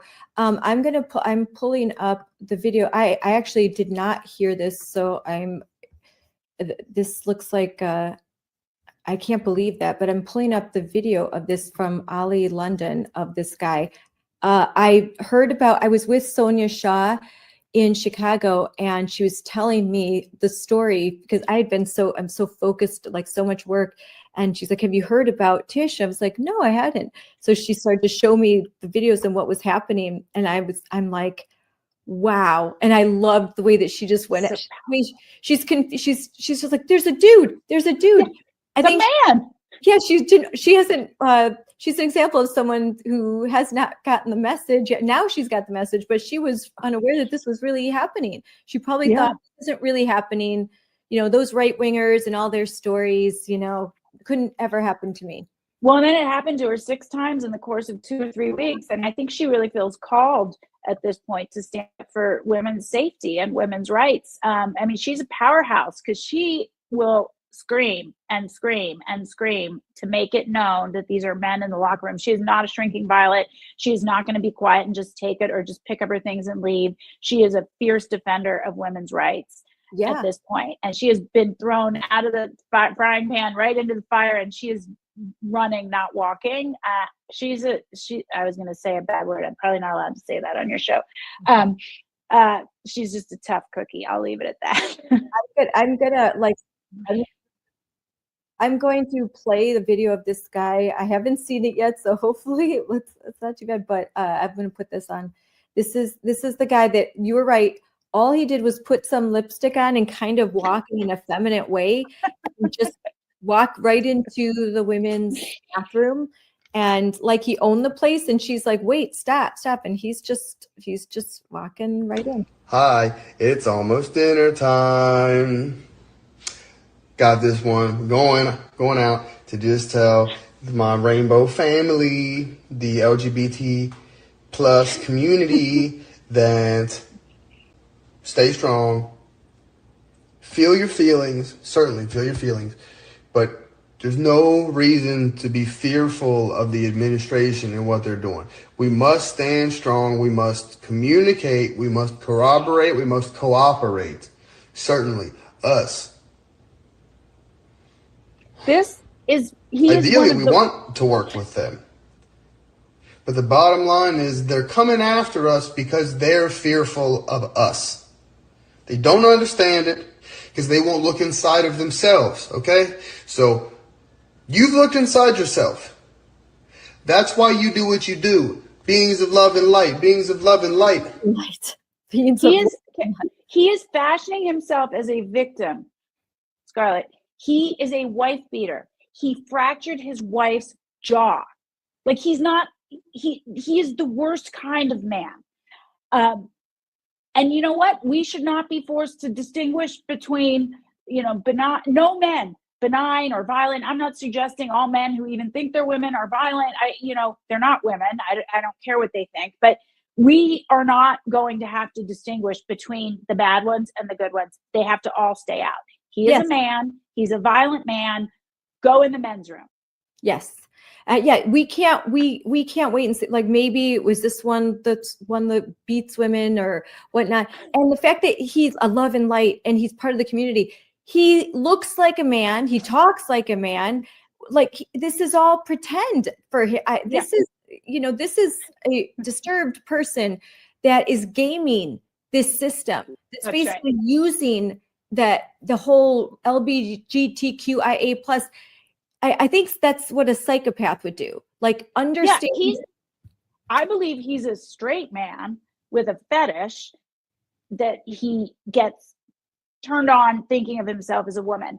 That is what this is, and he is invading women's spaces. And there have been other interviews he's done, Scarlett, that with TMZ, he's like smirking about this woman, and he's playing the victim card, and he's talking about how all the women in the locker room were comforting him, which I don't believe for a second. I think they're all grateful Tish has the chutzpah to stand up and scream as needed. But we can't let Tish do it alone. And, we have to kind of stand with her. She was great. Last night she was in San Francisco. You showed a photo, and she paid for a ticket to go hear Scott Wiener speak, who is now campaigning now that Nancy Pelosi is saying she isn't going to run again at 109 years old, he's going to campaign for her seat. He is a state senator in California, and she went in and very graciously asked him a question about protecting women's rights to safety and privacy, and he basically answered with trans women are women. So we know where he stands. But I want Tish to feel supported. She's on fire. She's going to make a difference. We should let her know that we stand with her and we support her courage and bravery.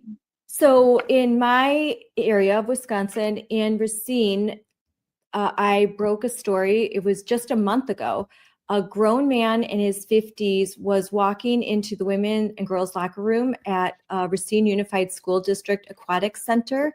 And this aquatic center is connected to the Case High School, the local high school. And it offers classes to residents and that they can come in and use it for swimming. And so this 6-year-old guy was walking into the women and girls space, and this was reported to me by a whistleblower. And this whistleblower had repeatedly tried to say something to get this guy out. He was worried about that he could be a potential predator, obviously, and thought this wasn't right.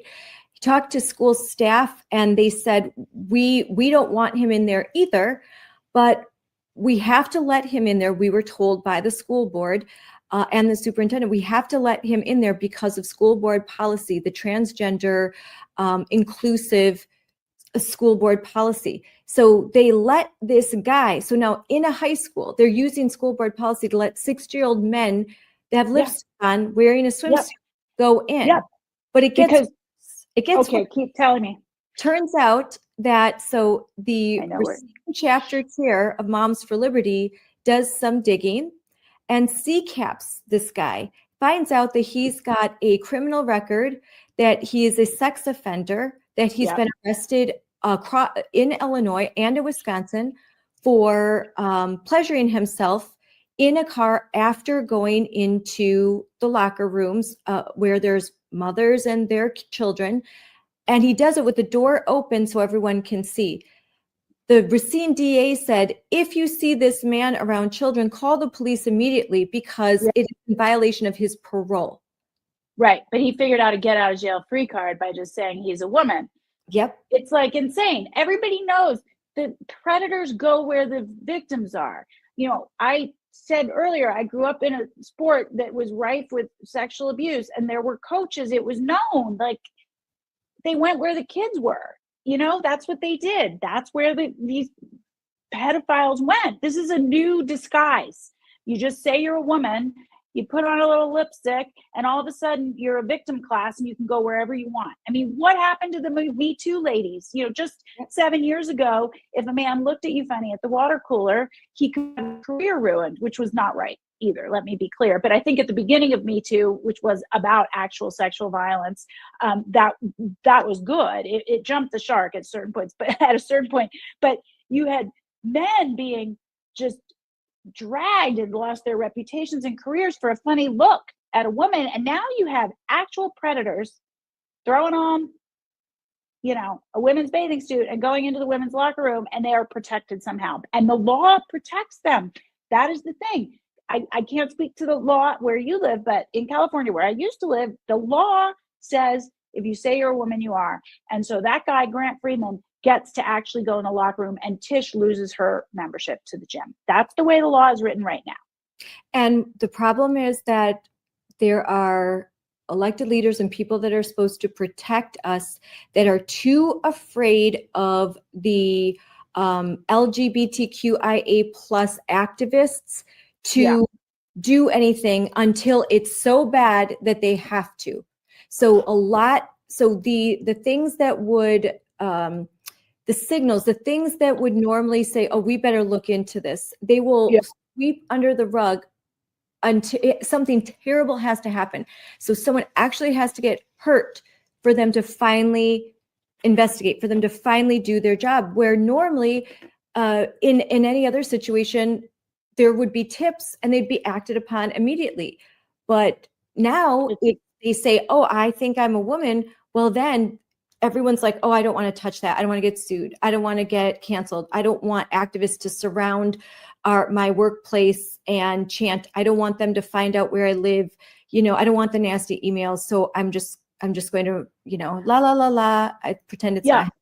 I mean, terrible things have happened. There are men who say they're women who are in women's prisons across California, and there have been rapes. There have been women who've been raped and impregnated. Terrible, terrible things are happening. I don't know what it's going to take for this fever to break, but I will tell you, it will take more Tishes and more Alexas and more, we just have to build it. I don't know how else to do it. You build a movement one person at a time.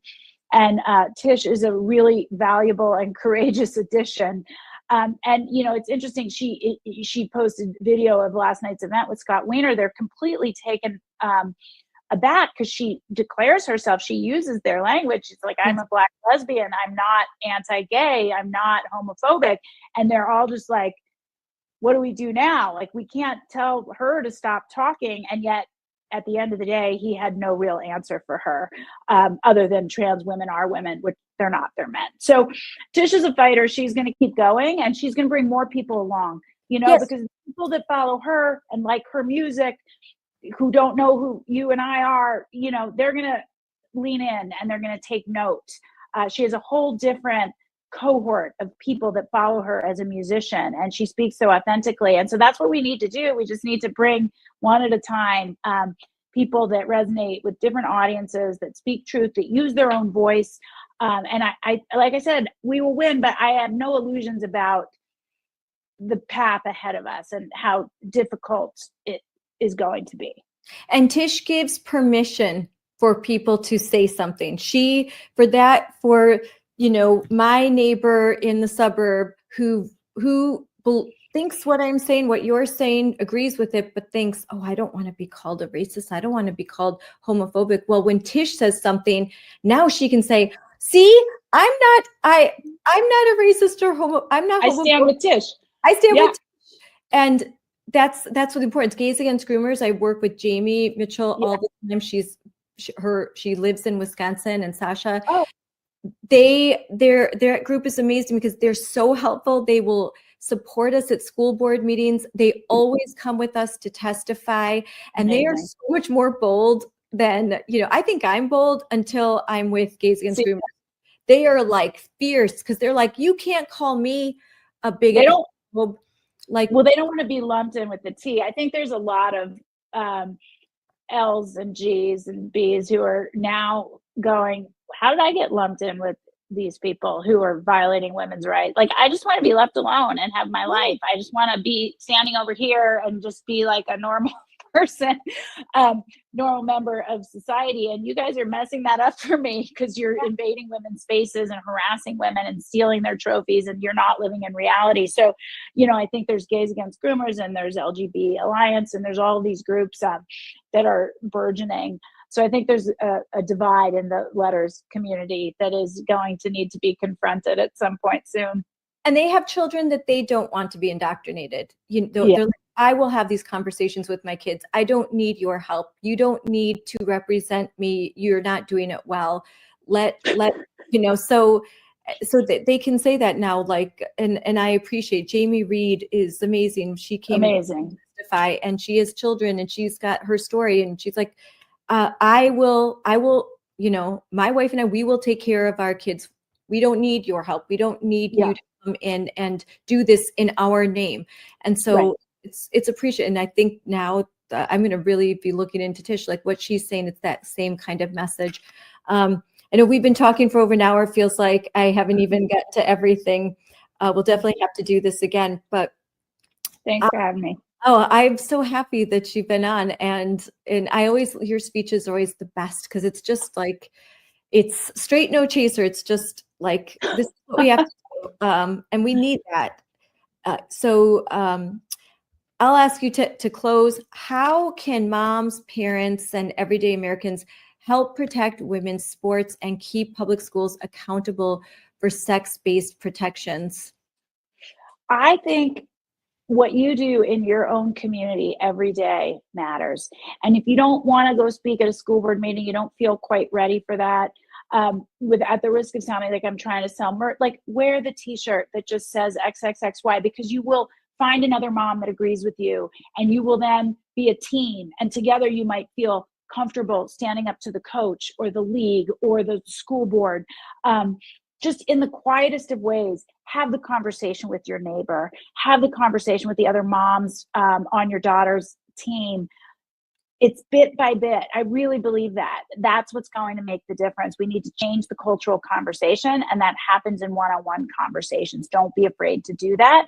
I like the whole idea of that. When I say wear the t-shirt, it's like it forces me to be fearless. Because some days, Scarlett, I don't want to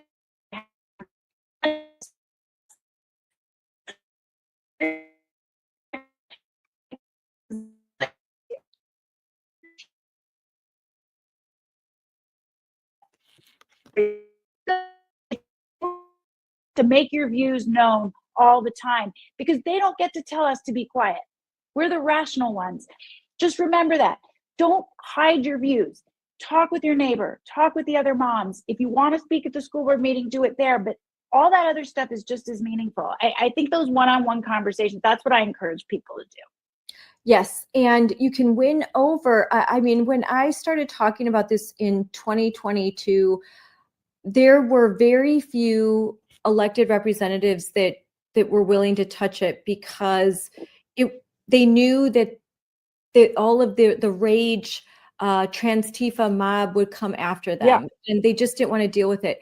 But when we started to come up and show up, and we would come to the Capitol, and we would come to their events, and we would show support, and we would give them the knowledge and talk to them, have conversations, give them the materials, and they would see what's happening. They got fired up, and now they're willing to do the hard thing and bring that legislation up, even if it won't get passed. It doesn't matter. Chip away. Yes. Have those like line up and just speak for 3 minutes. To your state legislators. They listen if you show up. The other side shows up in droves. We have to up, and we have to call. We have to call all the members. You can't just call the ones that agree with you. Call all of them. Tell them how you feel. They may not eat the facts. The other people on the other side think they get to say whatever they want, whenever they want, all the time. And we're supposed to just be shrinking violence and shrink it to the background. I told a story, I think, at Moms. I tell it all the time about a mom. I had on one of our shirts, or my daughter had one of our shirts on at soccer practice, and the mom asked me to tell her not to wear it, and because it was harmful and offensive. And meanwhile, she can show up in any shirt she wants, and I'm not going to complain because she gets to do that. And so I just stood my ground calmly. I explained my position, and she ended the conversation with, "Well, I trust you'll." We agree to disagree, but at least just don't have your daughter wear the shirt anymore. And I said, I'm not going to do that. And so just declaring that you're there and you're not backing down, and you can be nice and you can be calm and you can be fact-based, but don't make them feel like you can't speak up and say what you believe. That's the biggest thing, Scarlett, because I think so many of us for so long have done that. We've shrunk. We've gotten quiet. We've waited for it to pass. Well, not me and not you, but a lot of people, not just on this issue, but COVID and all sorts of things. And just don't be quiet. Here I am. This is the shirt I'm wearing when I was in Madison. Awesome. That's so, and I wore every time I go testify, I wear the shirts, and I had, like, in each one I would take a picture, and me and a lot of our Moms for Liberty members that were there, we're wearing the t-shirt, and we're surrounded. I mean, there's maybe 500 of activists and they're wearing all their rainbow stuff, and Right. I didn't get bothered because I wore it with confidence everywhere, and you just have no, if you have that kind of confidence, like they didn't come up to me, they didn't say anything, maybe they snickered or whatever, but everywhere I went, I wanted them to see, like, Team Women, XXXY, like, have that message there. And most of the time, the only comments I got were like, where do I get that? Where do I get that? I love it. Yeah. You can't allow yourself to be steamrolled and silenced. Our view is not only valid, it's correct. And we've been made to feel that we can't say it for fear of being called a bigot or whatever. And just don't do it anymore. We have every right to say the things that we believe, which are the truth. I think that's the biggest thing, is just don't shrink into the background. Don't do it. I'm going to be attending many varsity basketball games, and I told my husband I'm wearing a XXY every single time, and walking around everywhere, just wearing it. And my daughter's used to it by now, so she's okay. To be honest, her friends, she just was telling me yesterday, her friends are like, your mom is so based. Like, I love it. That's so cool. That's the ultimate compliment. Yeah, like we're the rebels.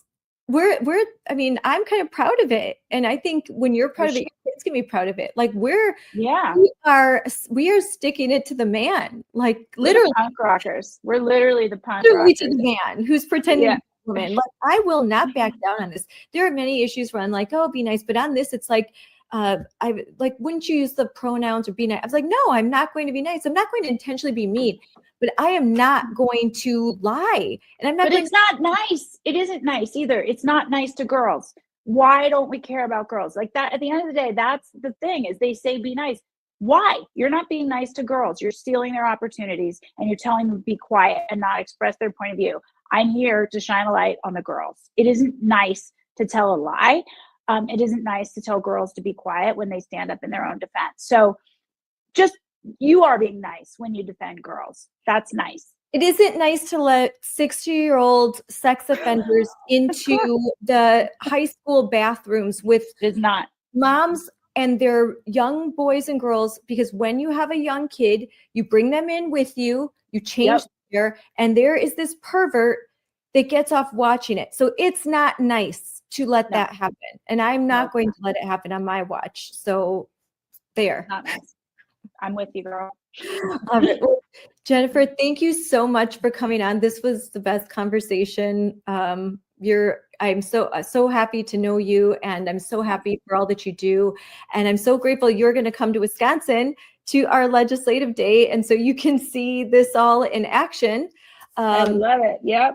We've got a great group in Wisconsin, and we are trying to we have legislation in waiting. It's in Senate. It was passed by our assembly, and we need to give senators courage to bring that bill to the floor and vote on it. So that's what I stand with you. All right. Thanks, Jennifer. Have a great rest of the day. Bye. Thanks for having me. What a great conversation with Jennifer Say. She is showing America that courage is the new cool, and that protecting sports is what's necessary for us to win. And we will win this ideological battle. We're going to win this culture war because truth will out, and biological reality cannot be denied forever. Protecting women and girls' sports is not hateful, it's honorable. It's the honorable thing to do. Allowing men into sex-separated female spaces is not nice. It's not nice at all. It's not nice to invade women's private spaces and expose them to potential predators. It's not nice to let 60-year-old sex offenders into your bathrooms just because his feelings might get hurt. I don't care about his feelings. I don't care about the feelings of any man who puts on lipstick and pretends to be a woman and wants to invade my space for the space of my daughters. I don't care. It is my job to exclude predators and sex offenders away from my children. And if I don't do that, I'm not doing my job. And that certainly would not be nice to my kids. Riley Gaines and Sia Lihili are in hot water over their transphobic comments. And I just gotta say, who cares if biological males play in women's sports? Just be inclusive. Could not agree more. This is just a bunch of fear-mongering from right-wing bigots.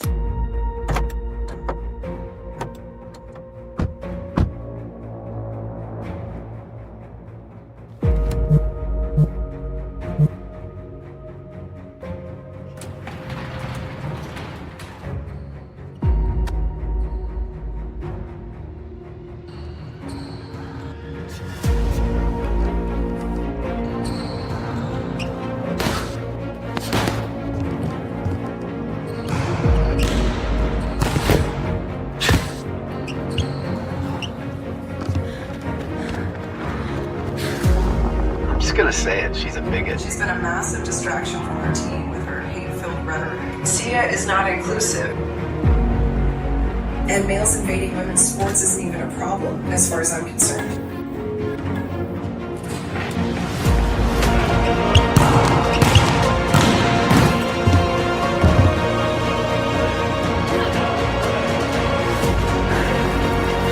These female athletes just need to work harder. And not blame others for their lack of success. Transphobe. As the captain, Sia is very much responsible for these boycotts, which have cost her team a playoff bid. Guess we'll see how Sia handles all that pressure tonight.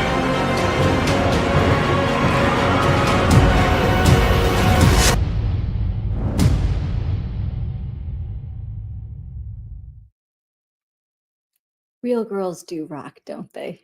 I love that ad. I love it. Great job. Well, it is nearly Christmas. For me, November 1st starts Christmas and Hallmark movies. So what a great gift idea. XXXY gear for your wife, your daughter, your mom, niece, someone that you care about in your life. I know, especially after this amazing interview, I plan to make some purchases, and you better hurry because special edition gear sells out really, really quick. So make sure you head over to XXXY and buy something that is comfortable and amazing and supports something really important. So as a special treat, I am adding this behind the scenes interview that I had with the three young ladies that we were talking about, Jennifer Say and I, Maddie Wilkin, Alexa Anderson, and Sophia Carpenter. This interview was in Orlando at the Joyful Warrior Summit. And after they were on stage, I was able to talk to them behind the scenes. This was a video I recorded with my phone. We have a better video that I'm currently editing, but I just wanted to put this out there right away. The sound is okay. I worked on it a little bit. The sound might be a little hard to hear. You might want to turn it up just a little bit, but I just wanted you to hear this really cool behind the scenes interview, which we will be putting out next week. It'll be on YouTube. It's far better quality. So just take this for what it is. It's really good. It's heartfelt. Could not help but cry during this discussion with these young ladies. So here you go. And I am going to be interviewing all three of these young ladies today. I'm so excited about that. So no further ado, let's watch.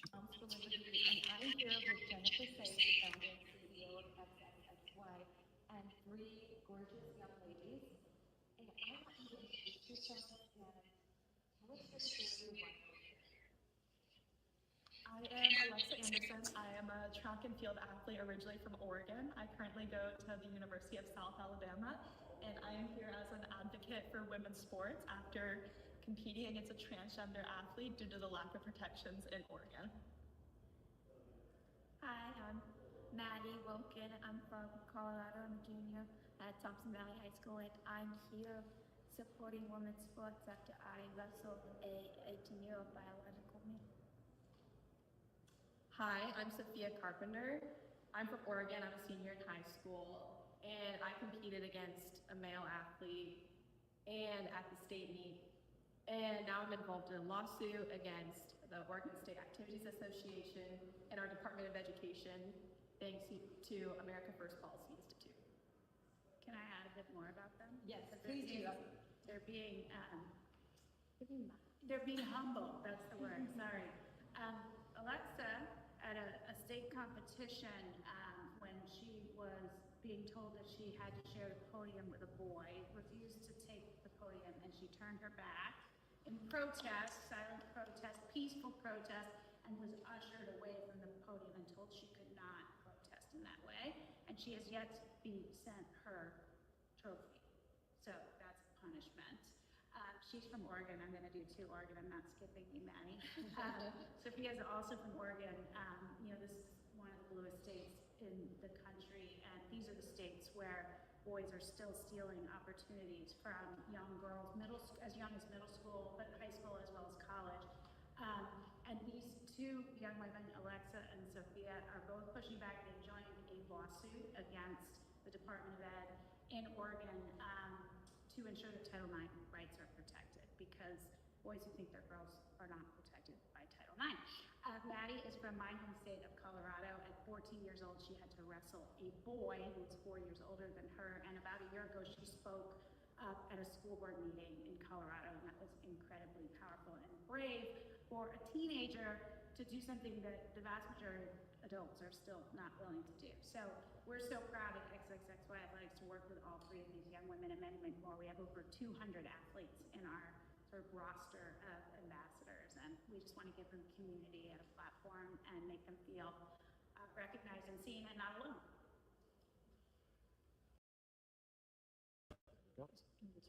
We're recording. Hi, I'm Scarlett Johnson with Moms for Liberty, and I'm here with Jennifer Say, the founder and CEO of XXXY, and 3 gorgeous young ladies. And I want you to introduce yourselves and tell us your story, why you're here.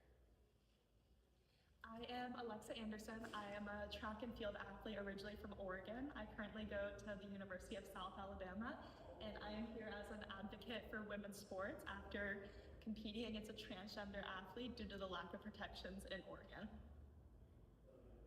Hi, I'm Maddie Wilkin. I'm from Colorado. I'm a junior at Thompson Valley High School, and I'm here supporting women's sports after I wrestled a 18-year-old biological male.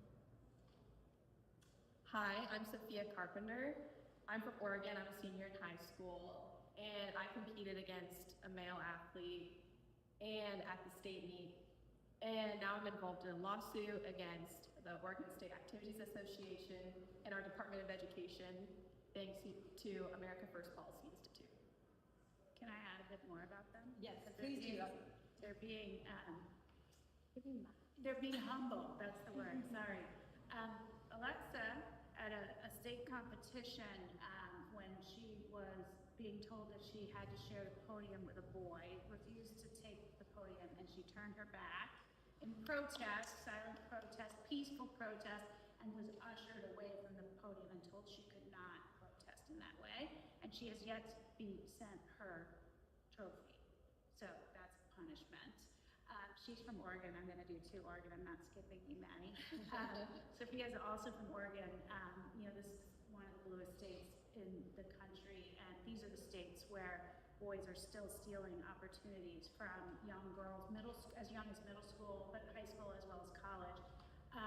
And these 2 young women, Alexa and Sophia, are both pushing back. They joined a lawsuit against the Department of Ed in Oregon to ensure that Title IX rights are protected, because boys who think they're girls are not protected by Title IX. Maddie is from my home state of Colorado. At 14 years old, she had to wrestle a boy who was 4 years older than her, and about a year ago, she spoke at a school board meeting in Colorado, and that was incredibly powerful and brave for a teenager to do something that the vast majority of adults are still not willing to do. So we're so proud at XXXY Athletics to work with all 3 of these young women and many more. We have over 200 athletes in our sort of roster of ambassadors, and we just want to give them community and a platform and make them feel recognized and seen and not alone. I only wish that there are more adults that are as brave as you girls. what you're doing is so brave. I know many adults that won't even go to a school board meeting, and that I've heard all of you on social media. I've probably reposted, and I'm going to do some more. I just want you to know I'm a mom of 5. I have 4 girls, and I only hope that my girls have the courage and the tenacity and the spirit that you all have. And you're from the bottom of my heart, sincerely. I'm so thankful for you. You're so amazing. So just keep up, and you have great parents. Yeah, that support you. So just like this just touches me. Like I'm gonna like start to cry. And when you stand up, you inspire other girls to do the same. You do, because a lot of girls will. This is all right, we know. Like we want people to be happy. We aim to please. That's who we are. But in this situation, we can't do it. You have to stand up for yourselves. You have to stand up for all women. I'm so glad that you have. So what has been your biggest victory and kind of your biggest challenge? Yeah, I think our biggest victory right now, especially in Oregon, is the 2 lawsuits that we have actively going. We have a Title IX lawsuit, obviously, against the Title IX violations in Oregon, but we also have a First Amendment lawsuit involving me and Reese, the other girl that stepped down, because we were not allowed to use our First Amendment rights of freedom of speech and freedom of protest. So I think that is a huge win that we have those in place and that we have momentum in that, so I'm really excited to see where that goes. But the hardest part has definitely been all the negativity, just because, at least where I come from, this is not an issue of hate, it's not an issue of transphobia, homophobia, anything like that. It's just about biological reality and feminism and fighting for women to have fair and equal rights. And the hardest part has been the people who don't understand that, and they're so quick to attack us, come at us on social media, be like, these girls are horrible people, they're bullies, like all these negative things, when I don't wish negativity towards anyone, any group, any individual person. This is about bringing attention to the people in charge that we're not okay with their lack of protections, and we will fight for that. So, real quick, I want to say these are bots for the most part. Okay, a lot of the people coming after you, or they're hiding in their parents' basement and they put their name out there. They don't have an ounce of courage, and so just pay no mind, because I'm a person who works in social media. When you can put your name out there, or your face out there, and you're on your keyboard, keyboard warriors, no. I think what's hard, if I could add to that, as someone who's been doing this, standing up and saying sort of true but controversial things for a long time, is when people that you thought were your friends, or your teammates, or part of your community, or people, your colleagues, and I know you guys have faced some of that, and that's what's so hard, because you're right, who cares about a nameless, faceless, person on X? That's probably a bot. But I know that a lot of you face it from your own teammates, schoolmates, and your own community, and they are real people, but they're wrong. And you guys stand tall with grace. And I think one of the things I hope to be able to do with the brand is just connect you all, because you guys don't live in the same state, well, 2 of you do, and create that sense of community, because there's a lot of people that agree with you. I mean, 80% of Americans apparently agree with you. They just are too afraid to say it. So, we know it's hard. I mean, we go through it too, but you guys demonstrate enormous moral courage and standing strong, so we thank you. Same question to you. What has been the biggest challenge and your biggest victory? Well, I've had lots of victories. It's hard to name just one. But right now, from the standpoint, this is my victory. Being here right now, being able to share my story, being here, meeting all these people, crying. It's truly, I just can't believe it. It is truly just amazing. This is my victory right here. And as a challenge, in myself, is I got diagnosed with a disorder. And so not only having to go through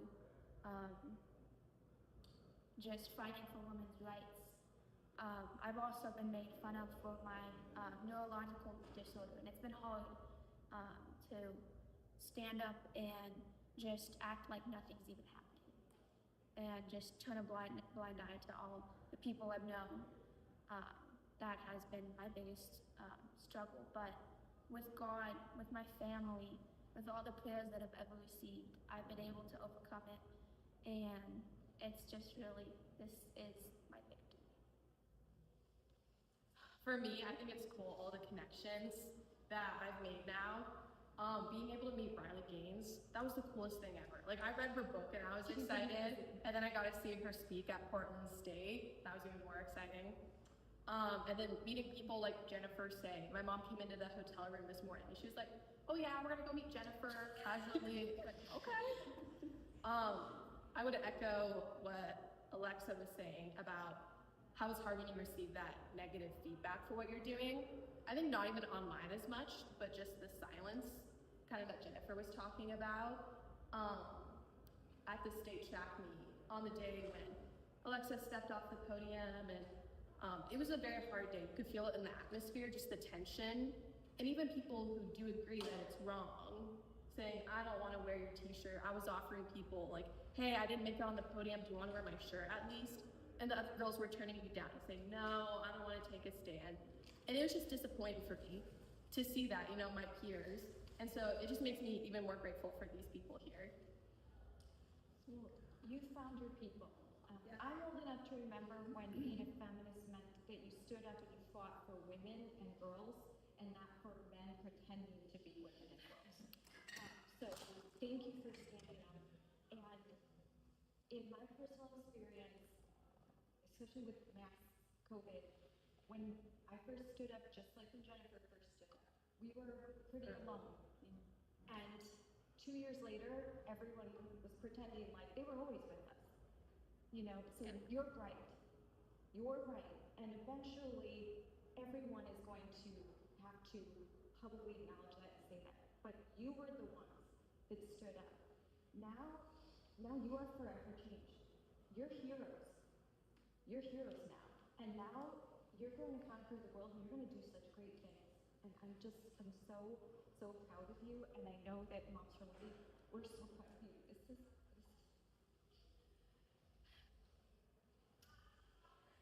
You're the reason why I do what I do.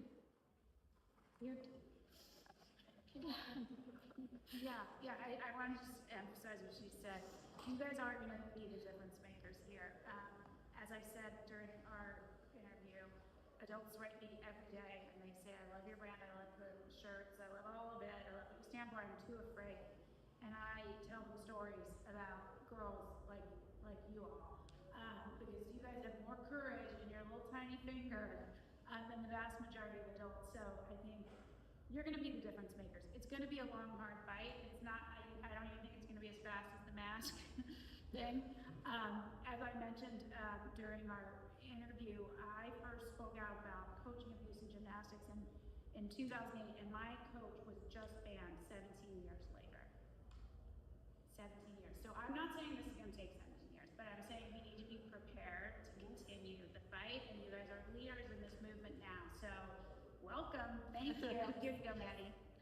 I just wanted to add that meeting people who support the same things I do, it is an automatic bond. I mean, I just met these people and I feel like I've known them forever because it is just an automatic bond to talk about it and to have someone that feels the same way, because that really does mean everything. Because this is a fight and we are not stopping. Thank you, Jennifer, for doing this, for bringing them together. And for these girls, so they have community, they have people to talk to. Who knows? You guys are the future Moms for Liberty. One day I'm going to be in my walker and you guys are going to be doing all of this, and I'll say, I knew you when, because you're the ones that are going to be fighting, and you're the ones that are going to be doing all of this. So it gives me hope, and I know it gives so many out there hope. And good news is there are 2 Supreme Court cases that are being decided, and the decision, that could be a real game changer. But even if we're victorious there, as we know, there's going to be those that are drag their feet and they're going to fight. So the woke never stop. Evil doesn't stop. It doesn't take a day off. So good can't either. So thank you, girls. And since Riley's a friend of mine too, I think we should do like a shout out to her, and then we could post this, and I know she'll respond. She's taking care of her adorable little baby girl. So, what do you guys want to say to Riley? Let's just all tell her thank you, that we love her. On 3, you can just say thank you, Riley. Thank you, we love you. Sure. 1, 2, 3. Thank you, Riley. Hi, Margot. Oh, yes. Hi, Margot, and I love that name. I love that name, Margot. All right, girls. Thanks, guys. Thank you so much. Thank you. It's amazing. I'm gonna talk to you a little bit. Okay. You, give me a hug. Yeah. You say thank you, guys. Oh my gosh, I'm like, I'm trying like not to cry. Thank you. And if one thing, you girls need to be testifying before conference. Have you done this yet? Oh, no. Because they need to. Let's do it about the U.S. If they say, I'll listen to that. They say, oh, it's just a few. No. It's just a few. No. Well, they say that entertainment.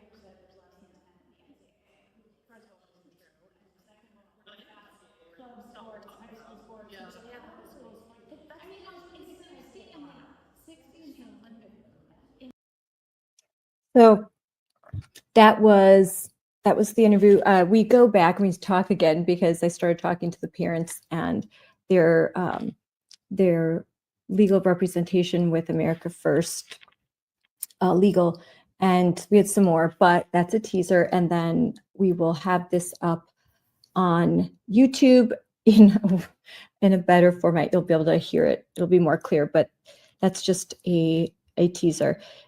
If you want to hear the girls, and I'm going to share the screen, in the panel from the Moms for Liberty Joyful Warriors Summit, check this out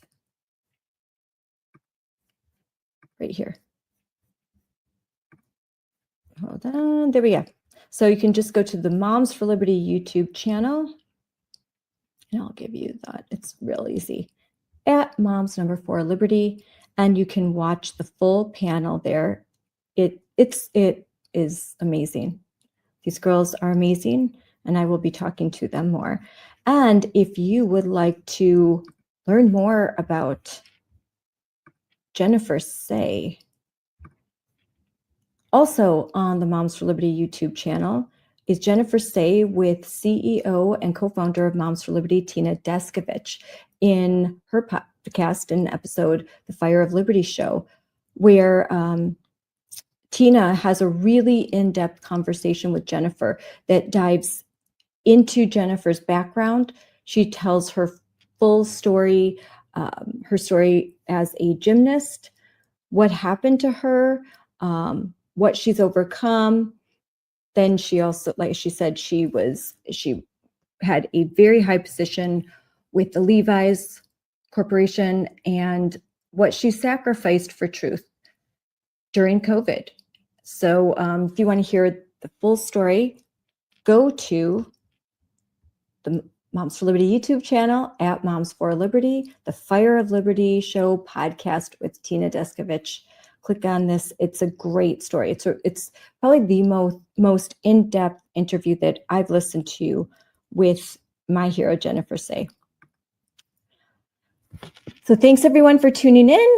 I think that's a wrap for now. I've got a bunch more interviews to do with some amazing people, and I look forward to talking to you again real soon. Again, thanks for tuning in, and just keep an eye out on social media. We're trying to air consistently on Thursdays, but actually there's so much material that I am live streaming these podcasts at all different date times during the day. I'm trying to stick to the nighttime format, but we are going to be a little bit irregular for a little while as we find our footing. And we'll also be doing some spaces, some X spaces, lots of cool things. We're going to try out a whole bunch of different strategies to talk to you, talk to our members, talk to a broader audience. So it's very exciting stuff. All right, everyone. Have a great day. God bless. Bye.